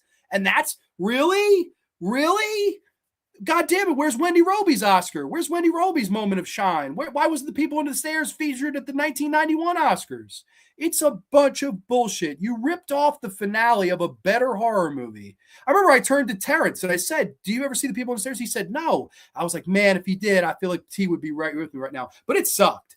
And then the whole, the kids started talking again after. Yay, great. They started talking again after. Fuck you. This movie's overrated. I do not understand why this is a highly praised movie and people loved it. And it's a great horror movie and it changed this, it changed that, and it's at the Academy Awards. That's great if you felt that way. I do not understand why this movie gets love. I really don't. Did it need to be 2 hours? Did we really need to tell the movie like it was from Pulp Fiction? Did we really need to raise this Zach Krieger motherfucker on top of a pedestal and make it sound like he was King Midas and everything he touched turned to gold? Are you serious? Are you kidding? This is the reverse King Midas. Everything he touched turned to shit. It's a bunch of shit. These dumbass kids. I hate this movie. This sucks. Weapons is the worst. I fucking hate this movie. It's worthless, man. A good idea, a good premise, executed by an idiot. And that unfortunately happens. But let's see what you'll have to say in the comments, because my lord, were their comments, and I couldn't keep up with them. Holy shit. Let's see. Weapons, question mark. Yeah, if you had to ask. Yep, let's shit on this one. Let's do it. Weapons is okay, 6 out of 10. That's it. It's a better rating than I would give it. I don't even know. Terrence is here. What did we give it? I forget what we gave it out of the theater. I was pissed. Don't know if I loved it. I know if I loved it, and I didn't. Rant on Grande, I'm in full agreement on this poop stinker. Sort of good, but maybe not great. Well, that sounds like you're really confident in liking it. The movie with the biggest gaping plot holes in recorded history. I thought that Woman Witch in the movie wasn't bad to me, but I don't know if I loved this film. Okay, so it sounds like you thought it was glass half full. Weapons reminds me of Fargo. It's exactly like it's Pulp Fiction meets Fargo. And let's throw the horror element of it. And let's have another thing too. Most of the movie plays itself seriously until you get to the gay principal and it's like they just blatantly, it's like, look, they're gay. Do you get it? It's like, yes, can we move on with the film? Like, what? Why do you keep hearkening on the fact that they're fucking gay? What does that have to add to your film? Like, it was so, I was like, I started shaking my head. I'm like, you know what? Fuck you. You know what's funny too? My friend Alex, I have a great friend. My friend Alex is gay. And he was telling me how much he loved the film. And I told him my gripes and things like that. And when I told him that, he was like, he says, you're fucking right. He says, they did make fucking light of gay people. And immediately he was like, it was like something clicked in his head. He was like, motherfucker. I feel bad if I ruin the movie for him, but God damn it. He was like, no, I appreciate you noticing that. Weapons was just disappointing to me. I thought it was a 5-star movie up until the third act reveal. Weak ass shit. Triple H in the pedigree on this movie. Yeah, I agree. Interesting premise. Yeah, I'll give it that. I will give it that. I didn't walk into the theater like, oh, I'm going to hate this. Like, not at all. 2026. Oh, Pat going to throw fucking stones at me now. Come on, man. Lost 21 games. Can't you give me a break? I told you. You tell me, oh, the Yankees are done for. Yeah, fucking right. Cry me a river. I saw it was on Halloween. It was pretty meh to me. Yeah, I mean, like, again, why? I'm genuinely asking because I haven't read all the comments yet. I'm sure somebody's going to be like, fuck you. What do you like about that? What makes this a game-changing? Like, people, this is one of the greatest things I've ever seen. Why? What is so great about it? I'm sincerely asking that. What is so great about the Gladys character that has made her so popular? People, oh, I love Gladys. She's a great villain. Why? I literally think Bette Midler in Hocus Pocus is a better fucking villain than fucking Gladys. True, Grande forgot Bo Bichette in the trash can. Bo, are you in here? Bo! No, the entire fucking Mets are in here, really. I mean, Jesus Christ. The poor Mets. 21 losses in April. How is that possible? Greetings, Kubrick. Gladys's Graveyard. That's it. She's renamed the show. She's going to cut off my hair. I'm going to whine like a bitch, and she's going to make me run after somebody. It's a bunch of nonsense. Also, another thing. I'm sorry. Another plot hole. The whole gimmick is if I cut your hair, I could do whatever I want and command you to do whatever I want. Why didn't she just do that with the teacher? She cut her hair off. Why didn't she just do that to the teacher? And the movie is over. The movie is literally over if you just do that. Grande is the best rants ever. Thank you. And also the dumbass guy walking into the fucking, I'm a villain. No, I'm a junkie that robs random houses, and I just happen to walk upon the house that would tie everything together. Like, what great convenience. Pulp Fiction's a lot better than this. Krieger could direct the Juan Soto story. What?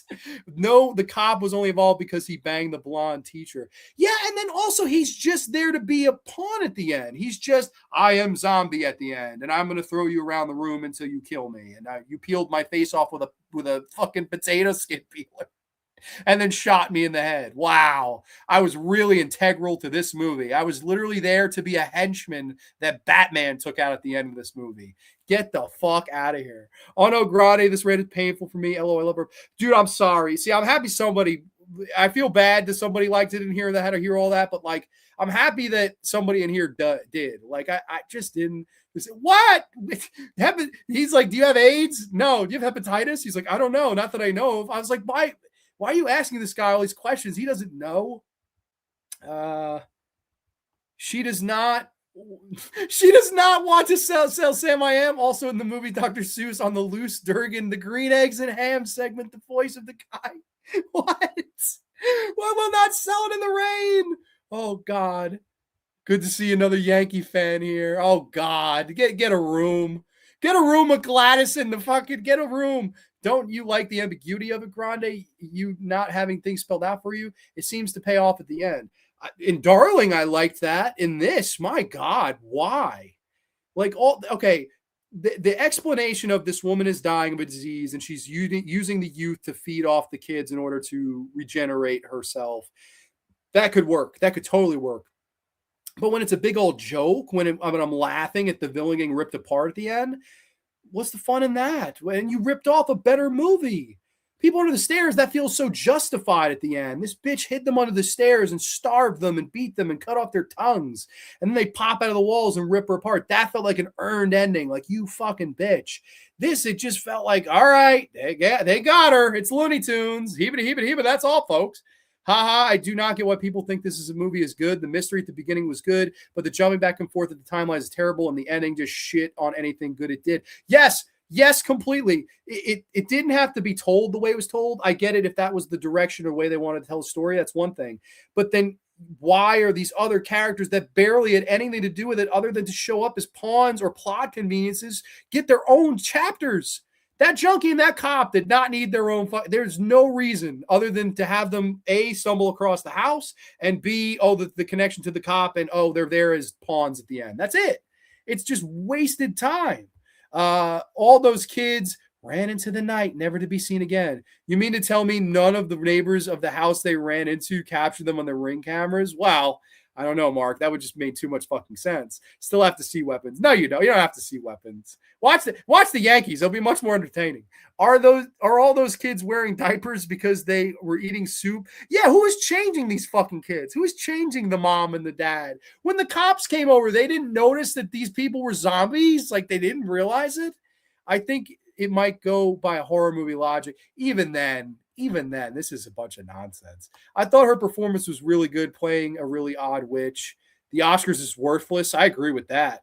And Gladys, hundreds of years old, and somehow her family isn't aware of this. She moved in with her nephew, and the guy has an aunt that he somehow doesn't know is ancient. Low-hanging fruit jokes. I guess so. I really guess so. They really wanted us to let us know the principal's gay. They really did. It got to the point of absurdity. It's like, all right, can we fucking do what we got to do? Like, can we move on? And it was like, no, they're gay. You see, I'm like, I understand. Like, can we move on? In the opening of the Oscars, they did weapon spoof for Kona. That's what I was mentioning before. Yeah, that was better than the movie, really. I think it's establishing mood and atmosphere. All right, sounds like you like this one. And the two goriest deaths are the gay couple. Yes, and one of the gay couple throws a bukkake on the other, and that doesn't happen to anybody else in the film. I don't know. Naruto Run, Franken Grande. People talking about another. The run is fun. I run after my kids like that a lot. Do you really? That's fucking great. LOL. I liked the run too. You know what? I'm just gonna after this show ends, I'm just gonna run out of my fucking house like that. I'm just gonna run down the street until I get run over by an SUV. I got distracted by text messages. I'm glad to see Grande's eyes haven't popped out of their sockets and his head hasn't. It'll be funny to watch that whole rant on mute. Like, I'm loving this rant. Thank you, Michelle. I appreciate it. It's been a fun show. We saved one of the worst for last. Honora was bloody awful. I'm not going to go there. I didn't. Honora is Citizen Kane compared to this. Chicken soup for the soul. Did it? Gotta eat the heart. Oh, chicken soup. Let me tell you something, baby. Let me put on the dotted line. Gladys, she was cooping up all these little kids in the basement, if you will, to feed off their soul coated. And these kids, they were falling on hard times, if you will, baby. They had to get some chicken noodle soup. They had to get some tomato soup. There was animal crackers in my soup, baby, and I had to drop the bionic elbow on you, Gladys. Come on, daddy. God damn it, Dusty Rhodes should have been in this movie. I'm gonna have an aneurysm, by the way. My head is spinning, dude. Like, my head is like, I should stop. Exactly. That's another thing. No one in the grocery store found it odd that this little kid. Yeah, right. I mean, is it me? Like, granted, that's the least of this movie's problems, really. More talking. I agree. Kubrick. So many overlooked films. Grande, you have to have your alternate Oscar awards. Oh, I mean, I've done that once. It was like the Carrie Awards, what I did all time.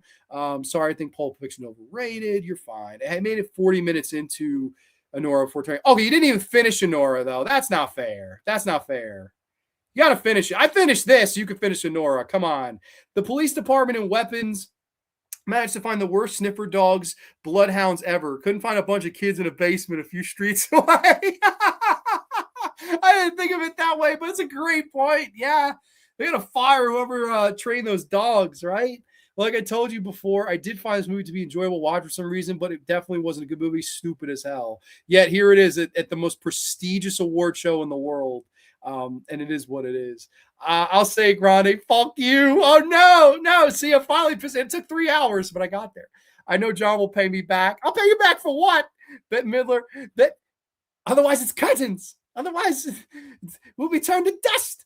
I think people like this movie so much simply because the one thing you can say about it is that it's unique. Tonally and plot-wise, it's pretty unique, but that ain't always a good thing. I'm with that. Sure, it's unique in a shitty way. $126 million, Bo. Yeah, $47 million a year for this year, and he's going to opt out. They incentivize the man to opt out. That's how the Mets do business. They should have made it so the hair thing only worked in the kids, would have saved them from a plot hole. Sure, it would have. I mean, not that they had, a bunch of other plot holes.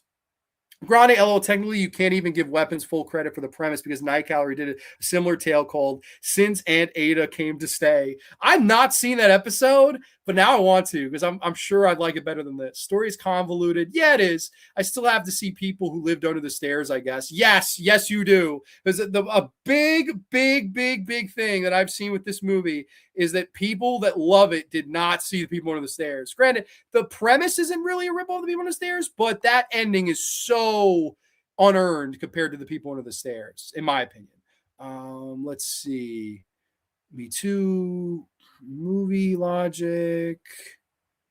The thing I've hated about so many acclaimed horror films the last couple of years aren't really horror films. They have some horror elements, but they're not scary.